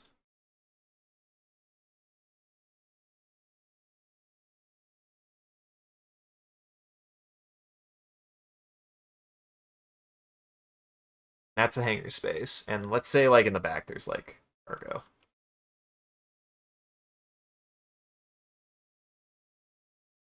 That's like spare cargo. Essentially, no matter what, I want there to be a sense of logic to elements of this setting, so that way when I start playing with logic, there is that degree of psychic disconnect. I want there to be an element of like, there are things in this that make sense. So when things stop making sense after a certain point, it is for texture, not to just be random wacky bullshit. At least that's what I want to hope I will do. Is not more random wacky bullshit. Say we'll do that, and we'll say that this elevator, let's say there's also like, let's just do like cargo there and maybe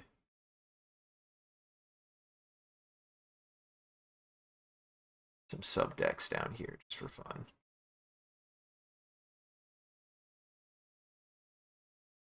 Like this goes down, subdeck here, subdeck here.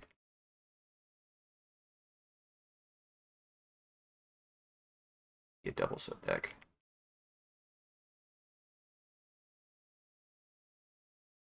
Say like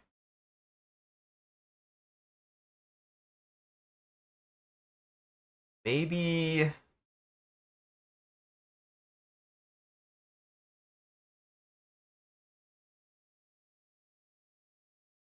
another subdeck here. And this is where I will have a resource. I should look up this resource right now, actually. It would help me a lot. Because I would be able to get a better idea of... This is a good thing. The game that we're playing actually has something... Boy, I hope it doesn't open... Okay, good. It opened... I don't want to spoil what the game is. But it does have... The game has, like... It actually has tools for, like, crafting a ship. And one of the things that it has is like symbology to tell you like, oh hey, this is this, this is this, this is this, which is really, really, really, really helpful. And I can utilize that if I'm a smart and clever person. Yeah. The deck plan that they have is top down. I'm going for a side on approach here, which I think is still usable. Um, But like I have a lot of stuff here that is useful for like chip deck icons. Let me see if they've got more suggestions. No, they've just got ship deck icons. Let me see.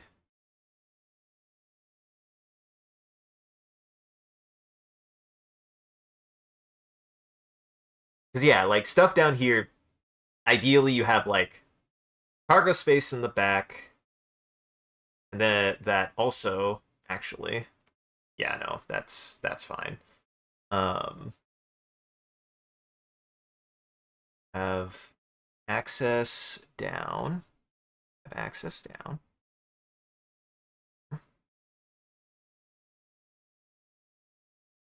This goes all the way down. Right? This actually doesn't. There's only one-way access. Only access for civilians. And then this is civilian access. And this is non-civilian access. That's an elevator.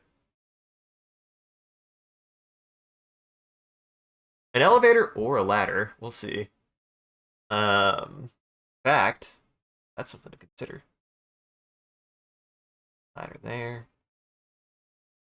Ladder here. Yeah. Yeah.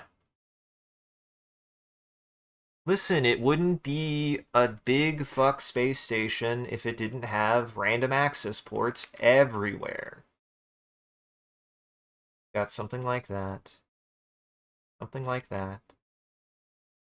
And again, the idea is that this is relatively like this is just a side-on plan, but let's say like if you were to flip this and look top down, like these could be series of corridors. It doesn't have to be one corridor. It's not just one long corridor. It could go out to different rooms and stuff like that, but like just mainly that the focused areas, the big areas that like people would want to care about are the ones being illustrated is what I'm going for.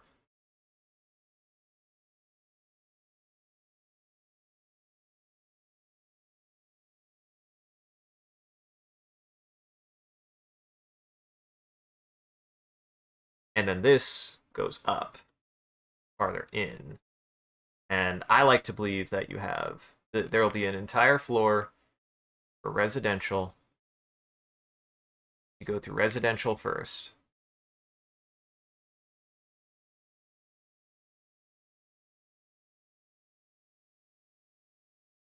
See, this will give me a sense of scale that I've been needing. I've been needing this sense of scale is what I've been needing.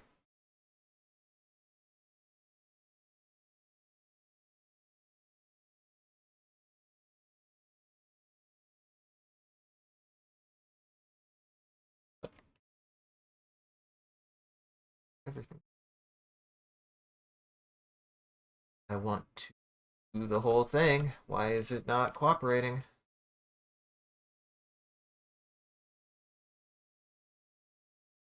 That's weird. I don't know why that was doing that. Stop it. Why are you doing that? What is the point?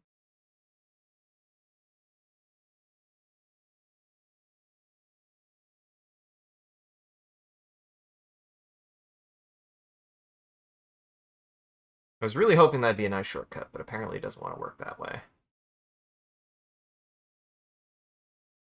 What? Really? What's the point? Is it because one's a vector and one's a pixel? I bet that's why it is. That sucks.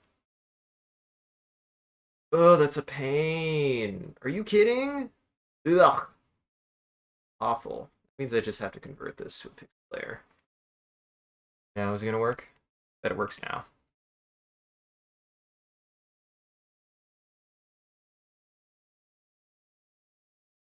Yep. That's annoying. That's aggravating. I wished I would have known that.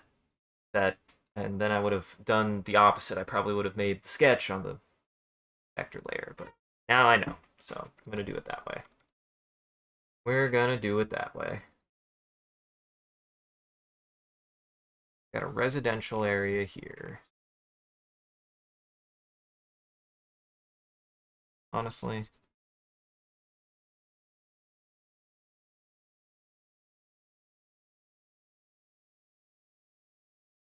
Much detail. Too much detail.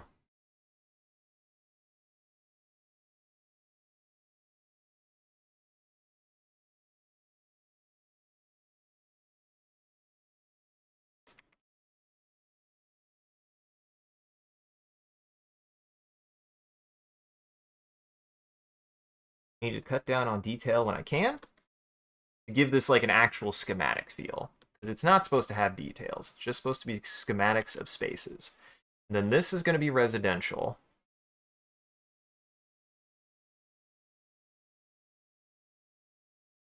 And I have an idea in which residential actually opens up above like with a ceiling above it. Have residential here, right? It's almost like a dome. It's almost like a dome. And then on the edges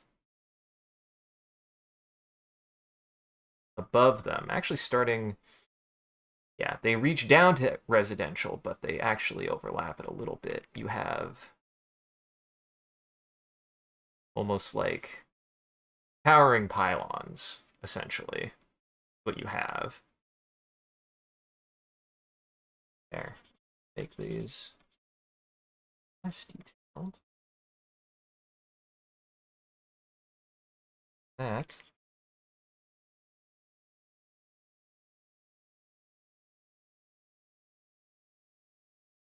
This. That's an elevator going up.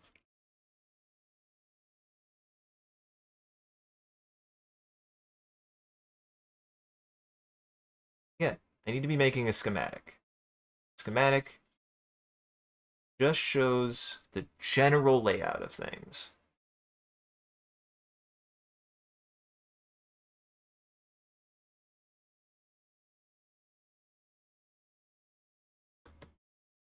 But I love the idea that you have these kind of towering sky structures up off up off of residential.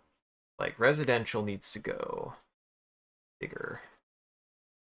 Residential needs to go bigger. Hold on.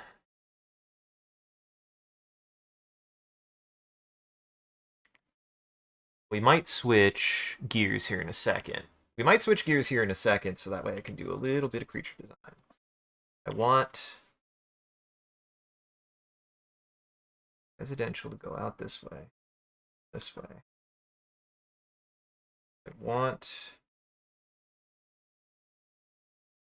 need to make some of the ring. I need to make some of the ring. Be able to get an idea of this. Because the ring couplings should start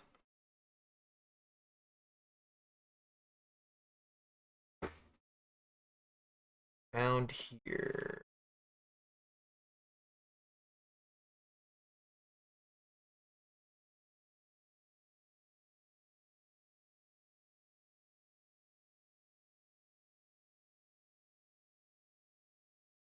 That ringing around that way. Say like that. I just need to show that there's a curve. Get a sense of scale. Right? We get a sense of scale that way.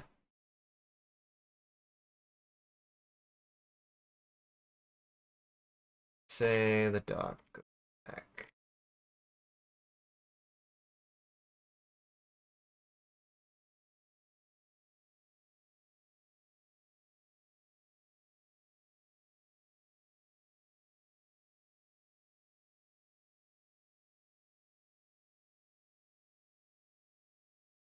I have an idea. Yeah, that open. Ideas.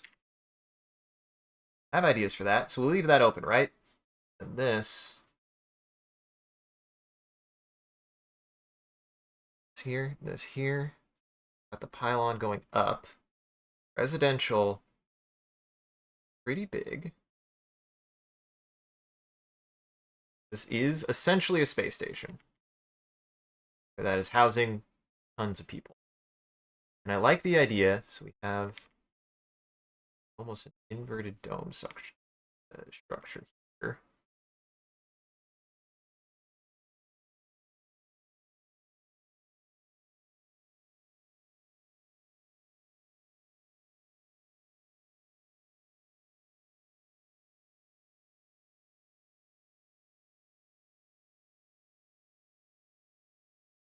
Pylons go up, out, high.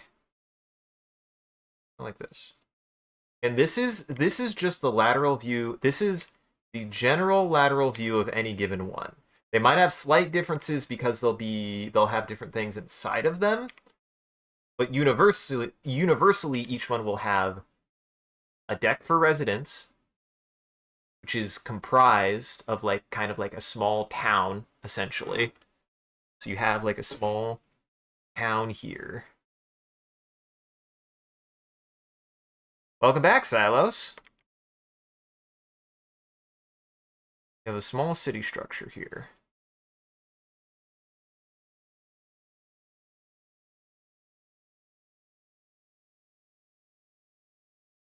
Some kind.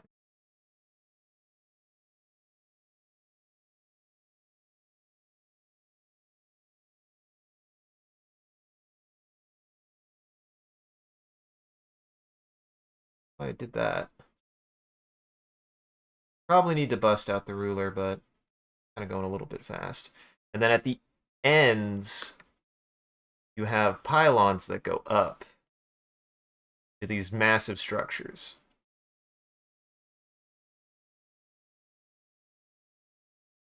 Like that.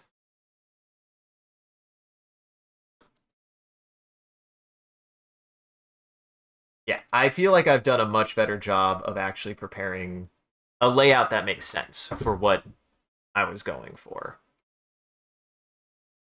This up.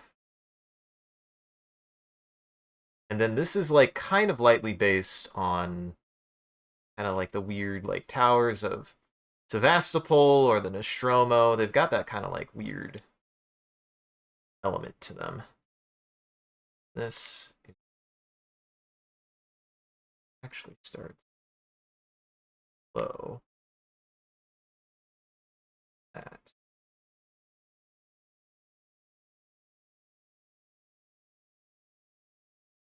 And this is essentially a cross section of one of these pylons.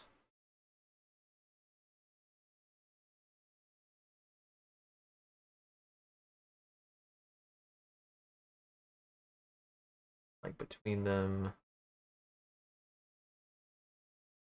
that and network of things, and then it goes up like that.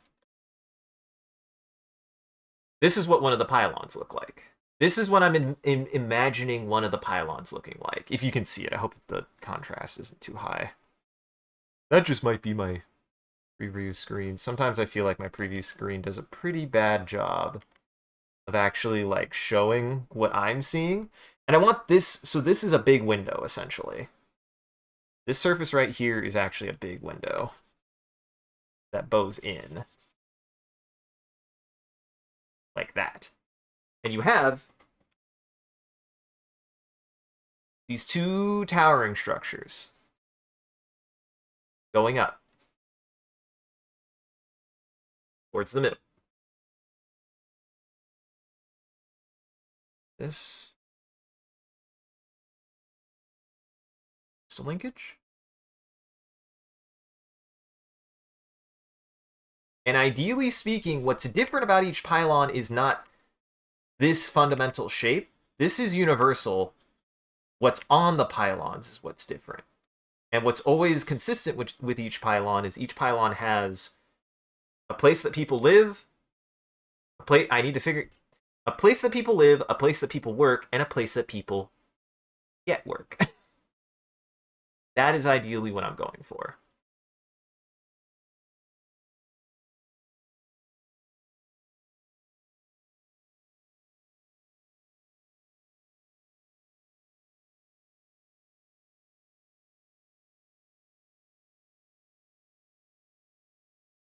Something like that.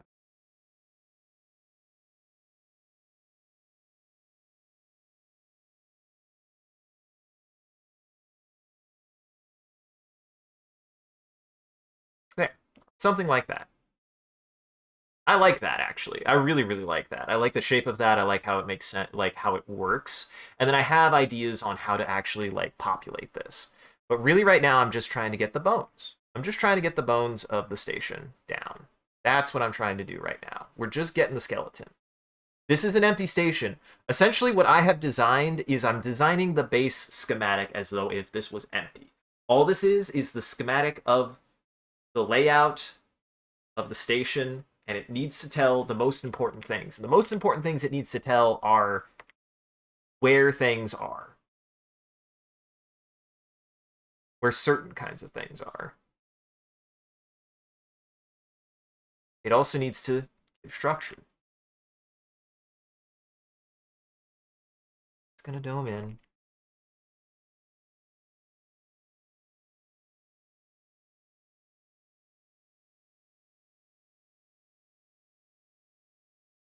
Go like that.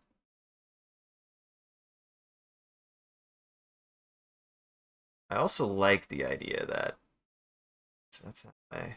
And this I'm trying to illustrate. It's like actually more of an open space. So that's an open space with a window at the top, and the top bridges around. This is a residential area.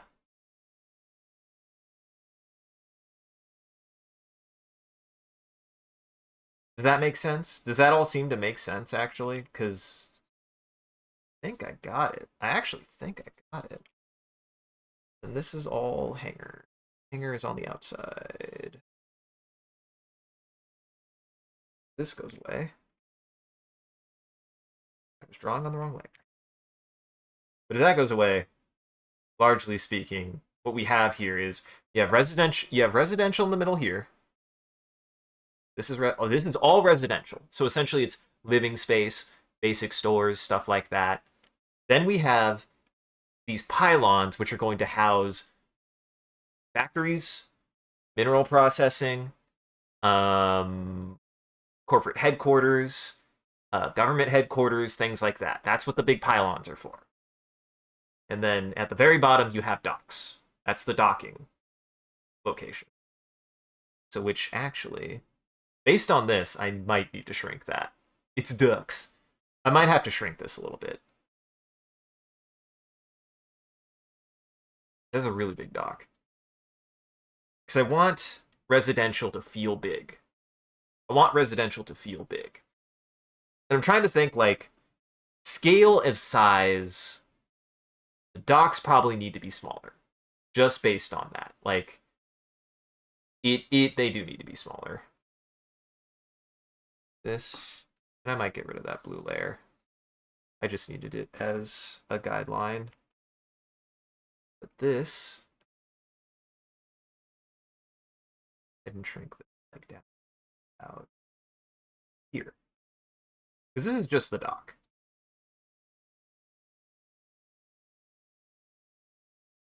This is just the dock, and the dock should be positioned near the back. I'm going to say near the back. So that way, actually no, near the front.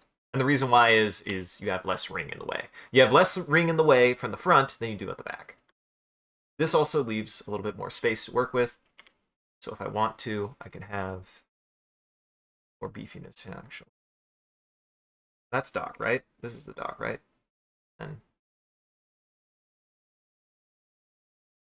a little bit more space like that. And that's one of the pylons. That's what I envision one of the pylons kind of looking like. If any, does that make sense is the question. We have this here. And then, yeah, actually, we could have, like, you can have a central tram station there. You can have tram stations here. Got trams here. Going all the way around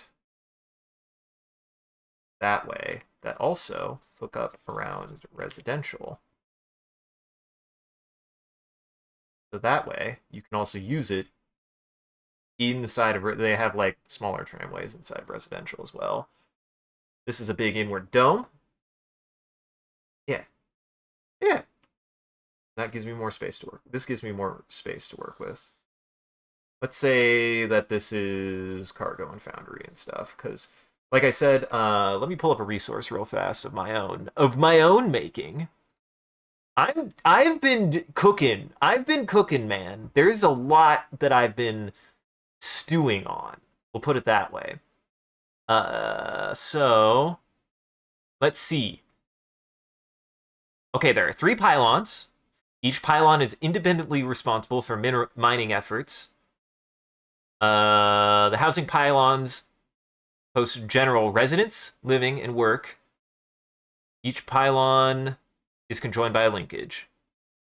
And each pylon has a residential area, a series of outer pylons that house kind of like functional things. So the towering pylons on the outside of residential are going to definitively be any kind of like, they're going to house things like power structures, and corporate HQs and office space and stuff like that. Like, you're going to have a combination of the like maintenance side, so you're going to have like a lot of your like power generators and stuff like that, like your maintenance, your organs. So I got to think of it like the organs of an animal, right? The functional organs are going to be in these flanking pylons. Residential is going to be where people are, as like this. So this is the mouth. This is the stomach. That's the stomach. Or the heart? I guess more the heart. It's the heart.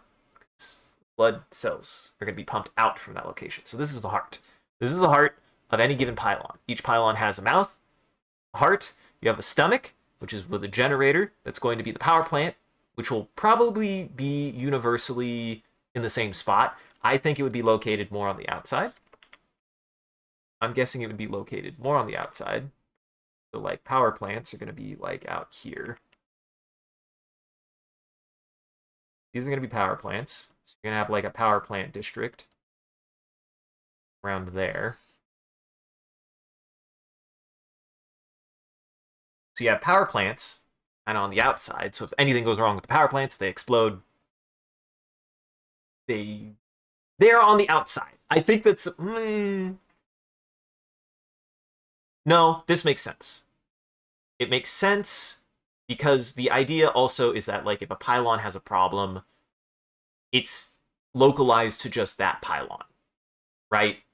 So I feel like if something were to happen catastrophically to here, it would hypothetically, most of the problem and the situation and the damage would be localized outside going out, right? Like, it wouldn't blow inward. Whereas if it was located inward, it would blow up into the other pylons. This implies that it would blow out if anything went wrong. So you have your like kind of power stations and everything on the outside there. You have residential sitting right underneath it. Very safe.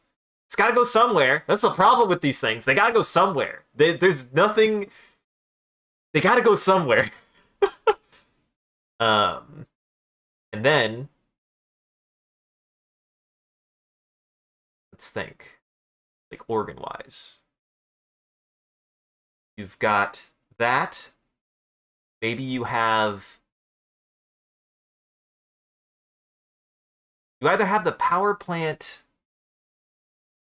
That or you have the power plant centralized near the top. That or you have the power plants like up here. Like the very top is the power plants, and then the bottom is... Yeah. So, this area... Give it a dome. Stuff down here is going to be like mineral processing, stuff like that. Then you've got power plants, top. Make them solar. Oh, come on now, silos. They might have some solar, but you gotta supplement that. Solar isn't enough. It could be a combination. I could see it be... Well, that's still the thing. Well, if it's solar, then they would have to be on the outside. The power plants would actually have to be on the outside. They could not be inside. Or they actually no. What am I doing? They could be on the. This is the inside. If you have things on the inside, you want to be more protected. You could still have the power plants up here and then flanking it solar panels on the tops and bottoms. So yeah, as well as other things. You have exhaust going out that way. I gotta remember this is a lateral cross section. So there's still the top and bottom. Like there's still the sides because the way that I'm drawing this right now, this is gravity down. This is gravity down. This is conceptually, we are thinking gravity down. Top to bottom. Bottom to top.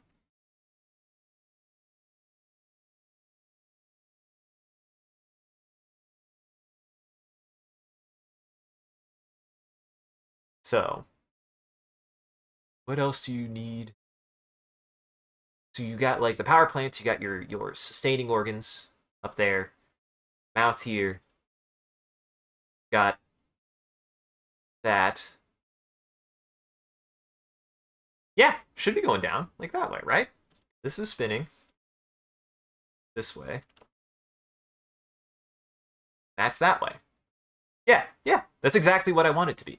And the idea I have here is, so if we look at that, if we look back at the intake, so when people go into land, they actually see the ring going up past them. And ideally speaking, they should be decelerating to about as close to zero as they can, and actually the station picks them up as they land. And they can actually physically land. The idea is that since that centrifugal force is artificial gravity of the station, theoretically, hypothetically speaking, they land even outside in space. Big quotes around that. Since it's force going outwards. This is why I want to do this. This is how I think about things. Then this is the zoom out to a lateral. This is a lateral view of the station. This is a pylon. This is a pylon. All pylons are shaped like this. Well, all pylons are generally shaped like this. They might have specializations or whatever, but they unilaterally have space for residence, space for operations, space for maintenance, and space for docking. That is what they all have space for, and then they're populated from there. But this is like just a general schematic is what I'm going for.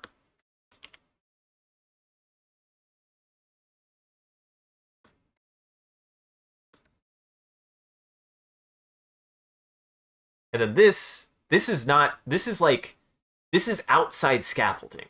The closer you get to the center is going to be, all it does is go out to a gigantic antenna, essentially, which is going to be a big fuck communications array. That's all it is. There's nothing important out there.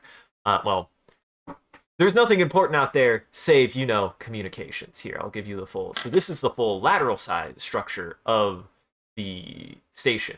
You have these pylons, which I'll probably redesign here. This was just like a test sketch. You have the full size. It's a ring.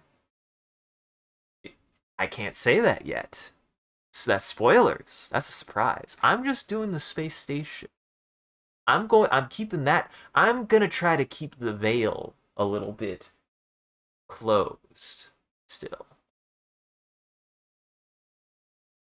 You'd want the docking station in the middle. It's too late. Because ideally, the way I've thought about it is docking is not centralized. Docking is actually isolated to each of the pylons. Yeah. But quite the opposite. The way that I'm working it is actually a bit of the I'm doing my best. That might be something to consider then. But yeah, I mean, I also had the idea, like, because docking is located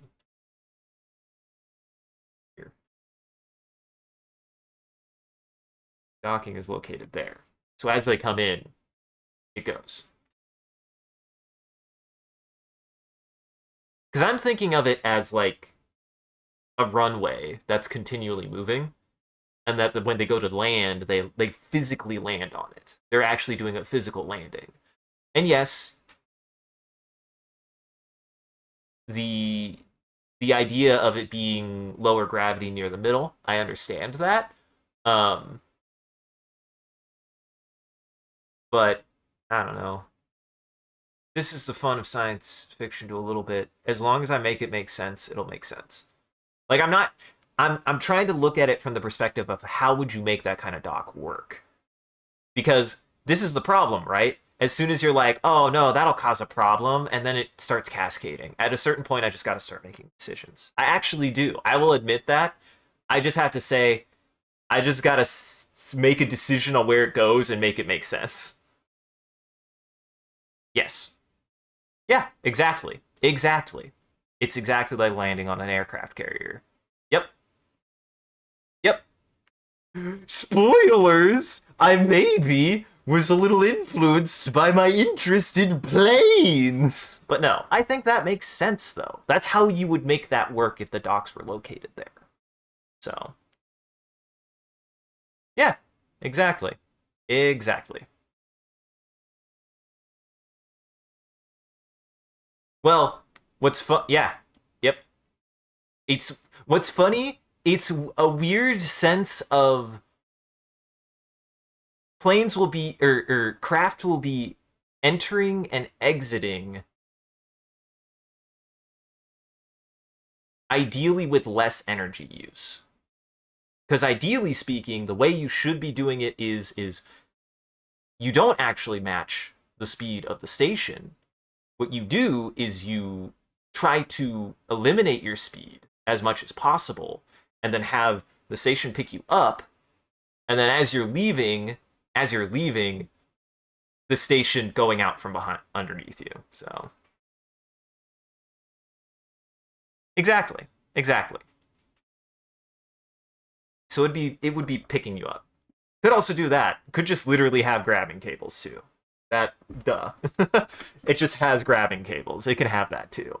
That's a real thing. It could just have grabbing nets. Okay.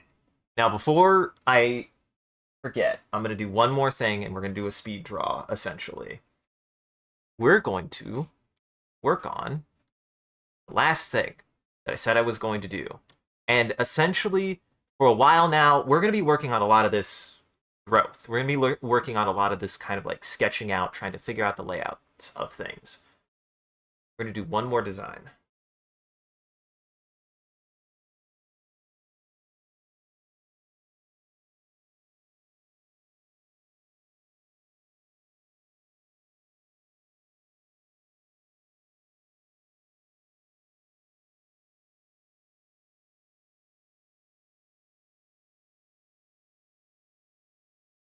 They're back. They're here. I brought them back.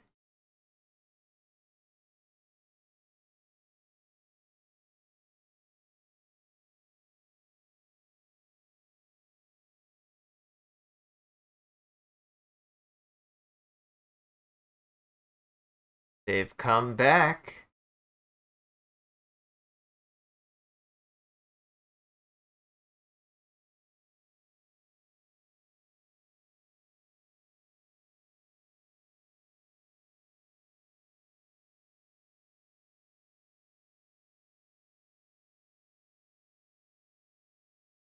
Something like this.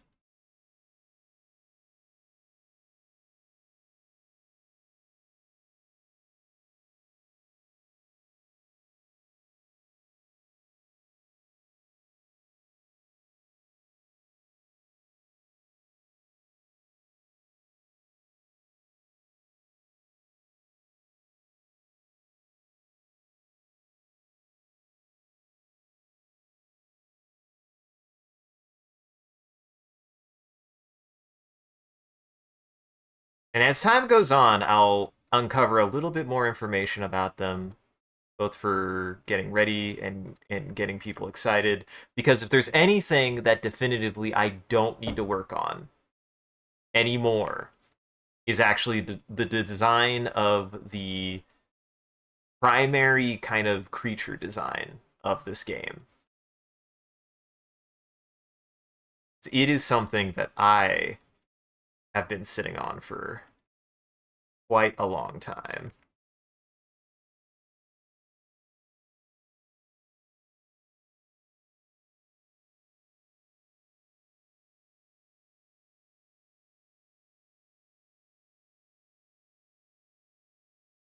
I hope you guys like it. It's one of my favorite designs I've kind of like worked on and come up with personally. It's one of my personal favorite designs. I've always liked it because I like where I pull my influences without, at least to me, feeling like I try to do my own thing with it. And there is more that I want to do with it. These first ones are supposed to be pretty straightforward, if that makes sense. They're not supposed to be more than just kind of icky. They're not supposed to be more than just kind of icky. Well, there you go. The thing is I feel like one of the primary inspirations for this is Dead Space. And I always liked the Necromorphs quite a bit. I've always liked the Necromorphs a lot, a lot.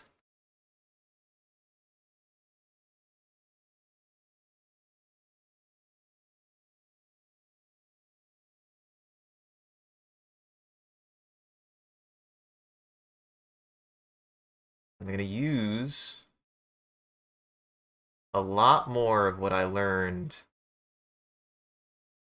better design, I feel like. And I want this sketch. I want this sketch be hard to see to a certain extent.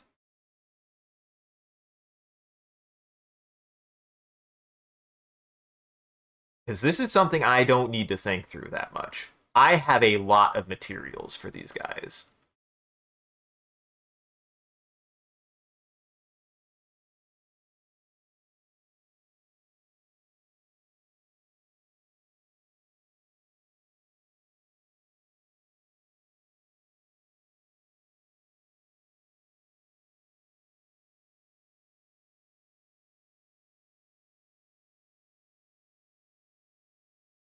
That more up there.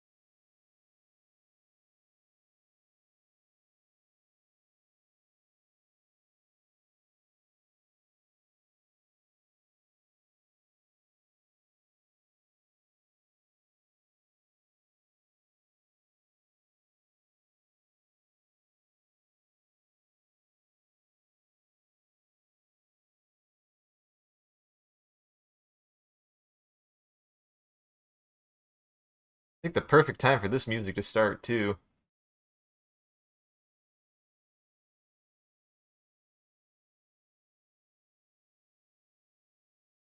Well, get ready for this. I'm going to be doing this for quite some time. This is going to be what I will be doing for the next while and a half. Is working on this project. So buckle up. It's going to be, I think at first, it's going to be a lot of sketching until I get a better grounding on what I want to do for certain things. Because right now, I'm in early development. This is early development.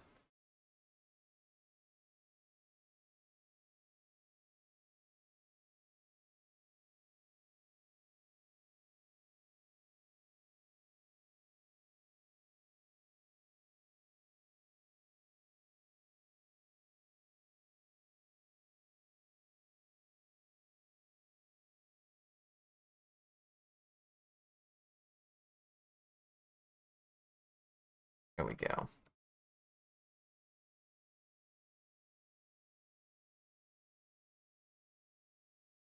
Go like around like that.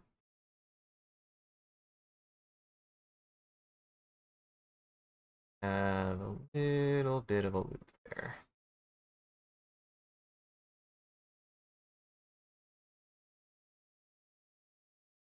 It's 5:37. Try to finish this as quickly as possible. Not finish. I want the shape of this to start. This might be what we start next time. This is also one of those things that I'm like, I might end up doing some work on my own anyways. Um, so that way I can keep things moving.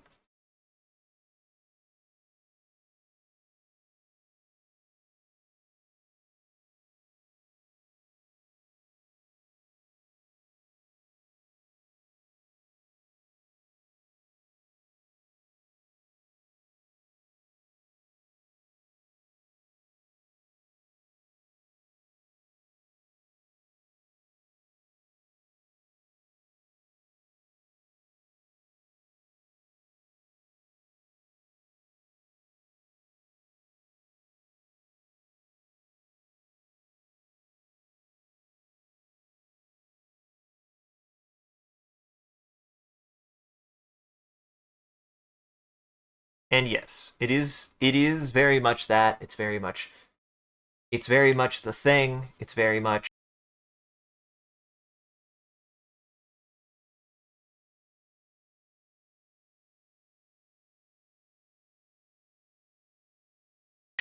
hello, I might have cut out. I do want it to be my thing. How much did I cut out?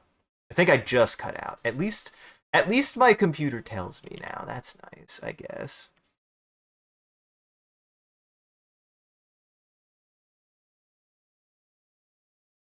I think I cut out for just like a second.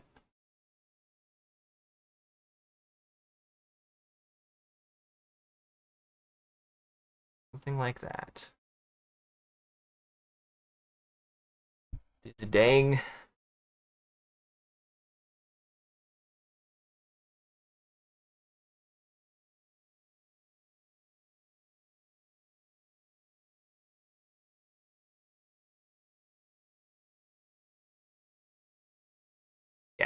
I really like that. And I've got some surprises in store. I got a lot of ideas and I got a lot of things to process.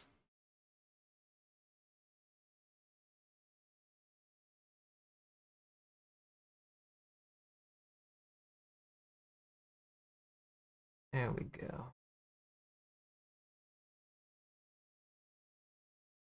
I'm super excited. And I do hope, everything works out. If not, at least I've made a bunch of rad design and I will always essentially my goal at this point is I will always be ready to fucking play this game as soon as people are like, "Let's do it." I'll be like, "I've been sitting on this for almost a decade. I made them do beans. They're just doing God damn it. I made them do the Jacko. I made them do the Jacko stance. I didn't mean to. I didn't mean to, guys. It was an accident.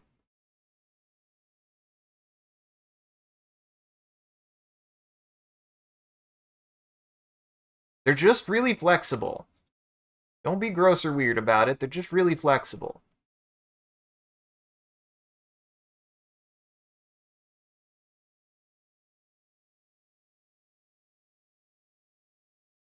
Does that make sense? Does all of this make sense?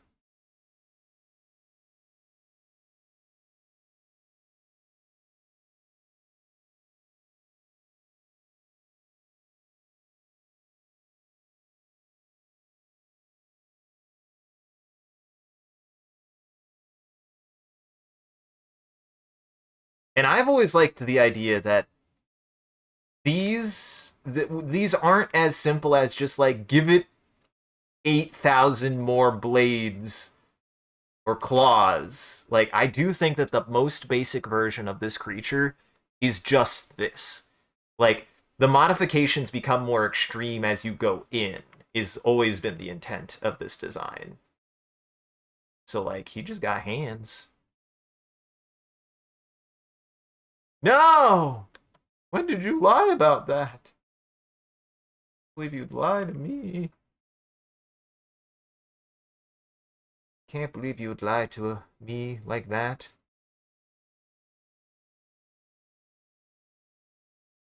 I can't believe you would lie to us. Silos is a liar.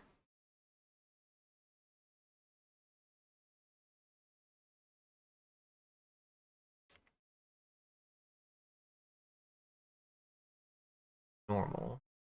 I want to give him sausage hands. Don't necessarily want to give sausage.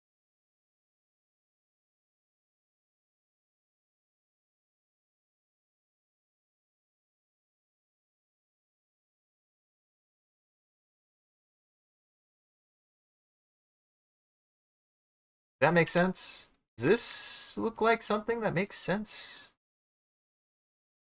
as far as a creature design goes?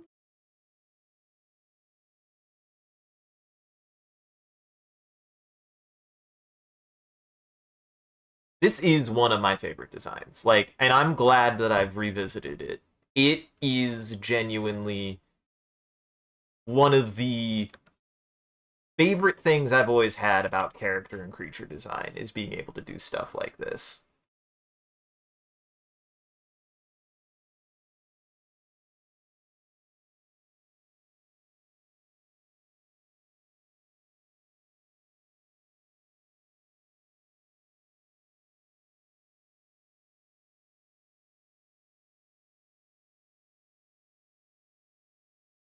Nothing.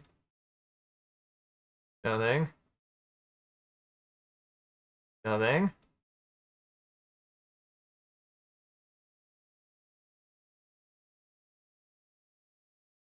I hate how good I made that foot look.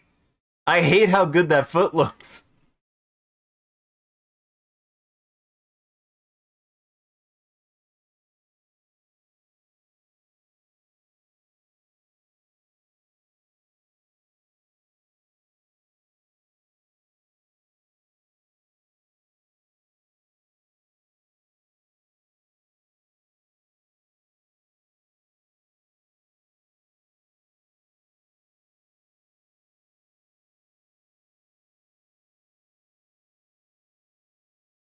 All right.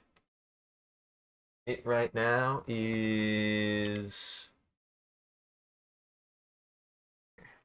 fast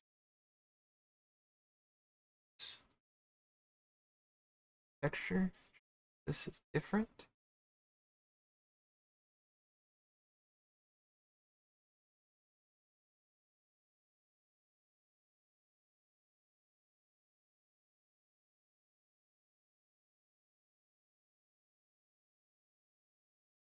And as I do more writing, I'll reveal more about what the hell is going on. But until then, I'm gonna be doing a lot. I feel like I'm gonna be doing a lot more writing on my own, like getting ready for this. That's what I anticipate. Is a lot of it is gonna be more writing first, before I do like drawing, and then drawing is gonna be a lot more on this side.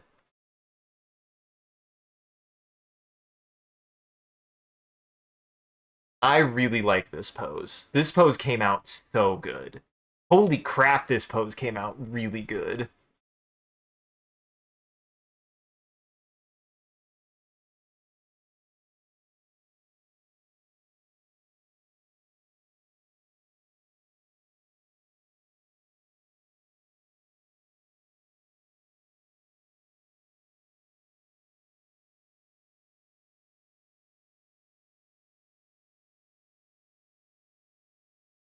Yeah, this pose came out really, really good. I think that this is the perfect I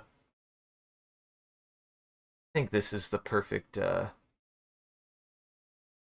idea point, right? Like this is to give you a good idea of what we're in store for.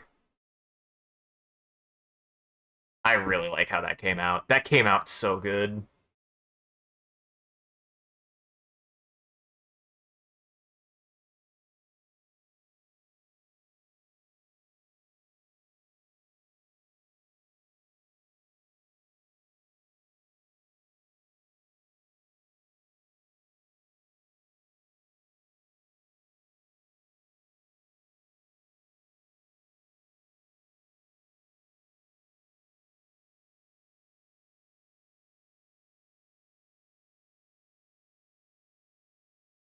Welcome back, this freak. Yeah,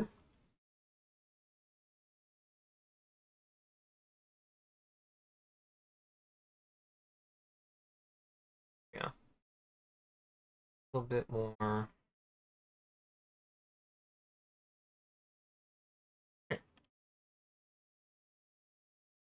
And then I will be posting all this later. I gotta get ready to go.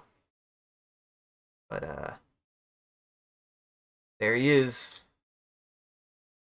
There he is. Boy, that does look quite good. That is exact. Yep, that is very good. I think that gives you enough to understand maybe what it is going for, but makes it undefined enough that you are like, what the fuck? This is a design I have had since 2017 that I've actually revisited a couple times, but I hope we can do something.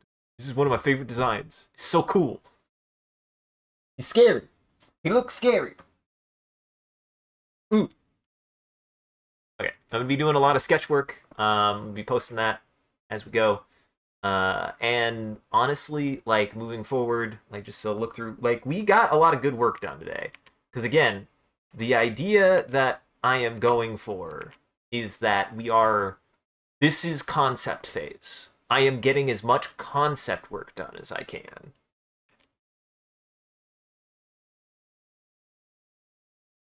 So we're gonna try to work on a character design, a little bit of spaceship layout, just like anything. Just as long as I'm doing concept design for a bit. And then when it gets closer to the game time, I'm going to be working on assets. A lot, a lot, a lot. But for now, we are just building our base. We're building all of the base concepts that we're going for, that I'm going for. And I feel like this kind of design, I have been training myself for to this point. I have been preparing myself for this like crazy. Well,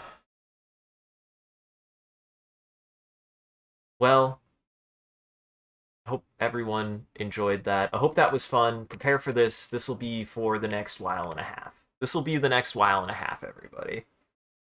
I'm going to go ahead and start wrapping things up. Before we go, we're going to do one more thing. I'm going to open up Paint, and then we're going to make a prompt, and I'm going to draw a picture based on that prompt. If you want to participate, all you got to do is type in chat. Whatever chat says, I'll use as a reference, and then I'll share the image before we rate out.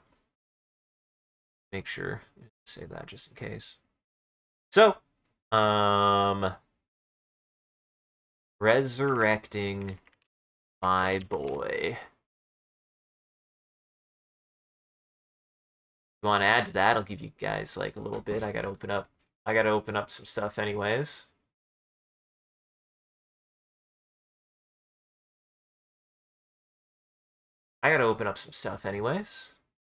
Open up.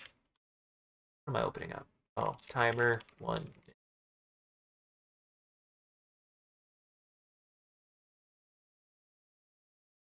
That. Paint.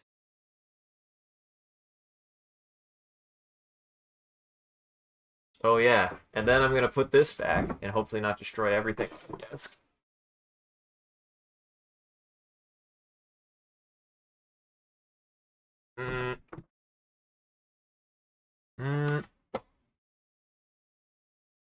How dare you? Those are the that's the first foot you get. Uh-oh. Oh, that's always good. I definitely want to be having that happen to my monitor every time I move it. It's fine. That'll be good for the port. Putting stress on a piece of computer work is always a good idea. Is that what you want me to add? Is you want me to add resurrecting my boy to draw his feet? His scary feet? Well, I'm adding it now. You can't take it back. You can't take it back. I'm doing it now. It's too late. Hydrate bot. We'll drink hydrate bot first.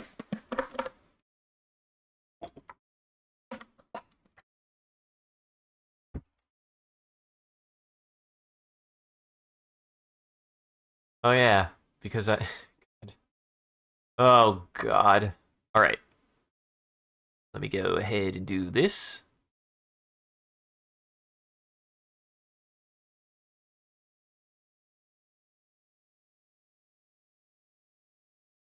I can't delete. I can't delete. I forgot. I can't delete. I can't.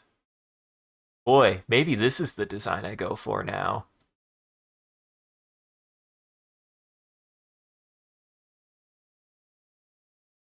Maybe this is the design I go for now.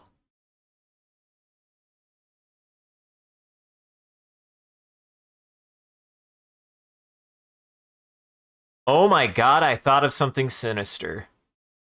I might use this for something. Oh god. It's fine. I don't have plans. I don't have plans or ideas or schemes. All right, stick around to the very end, everybody. See that. I also do a bit of a closing bit. We do right after every stream, so that way the which one? The daywalkers. The daywalkers in chat keep watching. Just everybody else to make sure to go lock your doors and windows because it's almost dinner time for daywalkers. And thank you for joining, everybody. Hope you had a good time and you enjoyed the show. If you're able to join the live show, thank you for stopping by, chatting, and watching. If you're watching this in the future, thank you for taking the time to going back and rewatching the VOD. We appreciate it. If you're out there and you enjoyed this and you want to see more of what we're up to, I recommend scrolling down below and following or clicking any of the links. There's a link to all the socials and the Discord. We post when we go live on any one of those platforms, as well as anything else that we're up to, and just generally you can come hang out with the rest of the community there. It's a good time on the Discord. Speaking of which, a shout out to our community there and everyone who follows. You guys are a wonderful audience and we appreciate you. If we do anything particularly entertaining or noteworthy, feel free to clip it and share it on the internet. Just make sure to also hashtag MCCanary or link it back to the stream so people can find more of the good stuff we do here. And if you want to see the stream grow, you gotta let people know. I appreciate that people have been talking about the stream, and I encourage you guys to do it more. It does help us out. It's just super rad that you guys are willing to do that. So go tell people about the stream. Go tell your friends about the stream. I won't. And as always, a huge thank you to all of our supporters on Patreon, Ko-fi, and Twitch. Your generosity allows us to continue to expand the stream, as well as take on more projects. The stream would not be made possible without viewers like you. So we thank you. If you want to see your name added to this list, as well as a couple other benefits you get, you could always subscribe directly on Twitch, or you can check out the Patreon page here. It'll show you everything that you can get, and any amount is always appreciated. Once again, thank you. And thank you to your mods who do a wonderful job of holding back the robot army and preventing them from becoming famous. Thank you, everybody, for coming and hanging out. I had a good time drawing creepy shit. Screepy shit. Prepare for this. I'm going to be working a lot. I'm going to be working on this a lot, I feel like. Honestly, if I feel jazzed, I might reopen some stuff and tootle at them. So, I'll get you through housekeeping and get you on your way. Check out the rest of our friends in Goblin Entertainment here. That link tree has links to everyone's channels and everything that they've done and they've been up to, and the rest of my stuff here, which has everything that I post to. So go check everybody out in Goblin Entertainment. And stick around, we'll go say hi to Dot, and then I gotta dash, because it's time for me to go hang out with friends. I'm gonna figure out how to do this one of these days. But we'll go say hi to Dot real fast. So everybody go stick around and go say hi to her. She's a good gal. Otherwise, have a good afternoon, evening. Take it easy. Remember, you gotta start somewhere.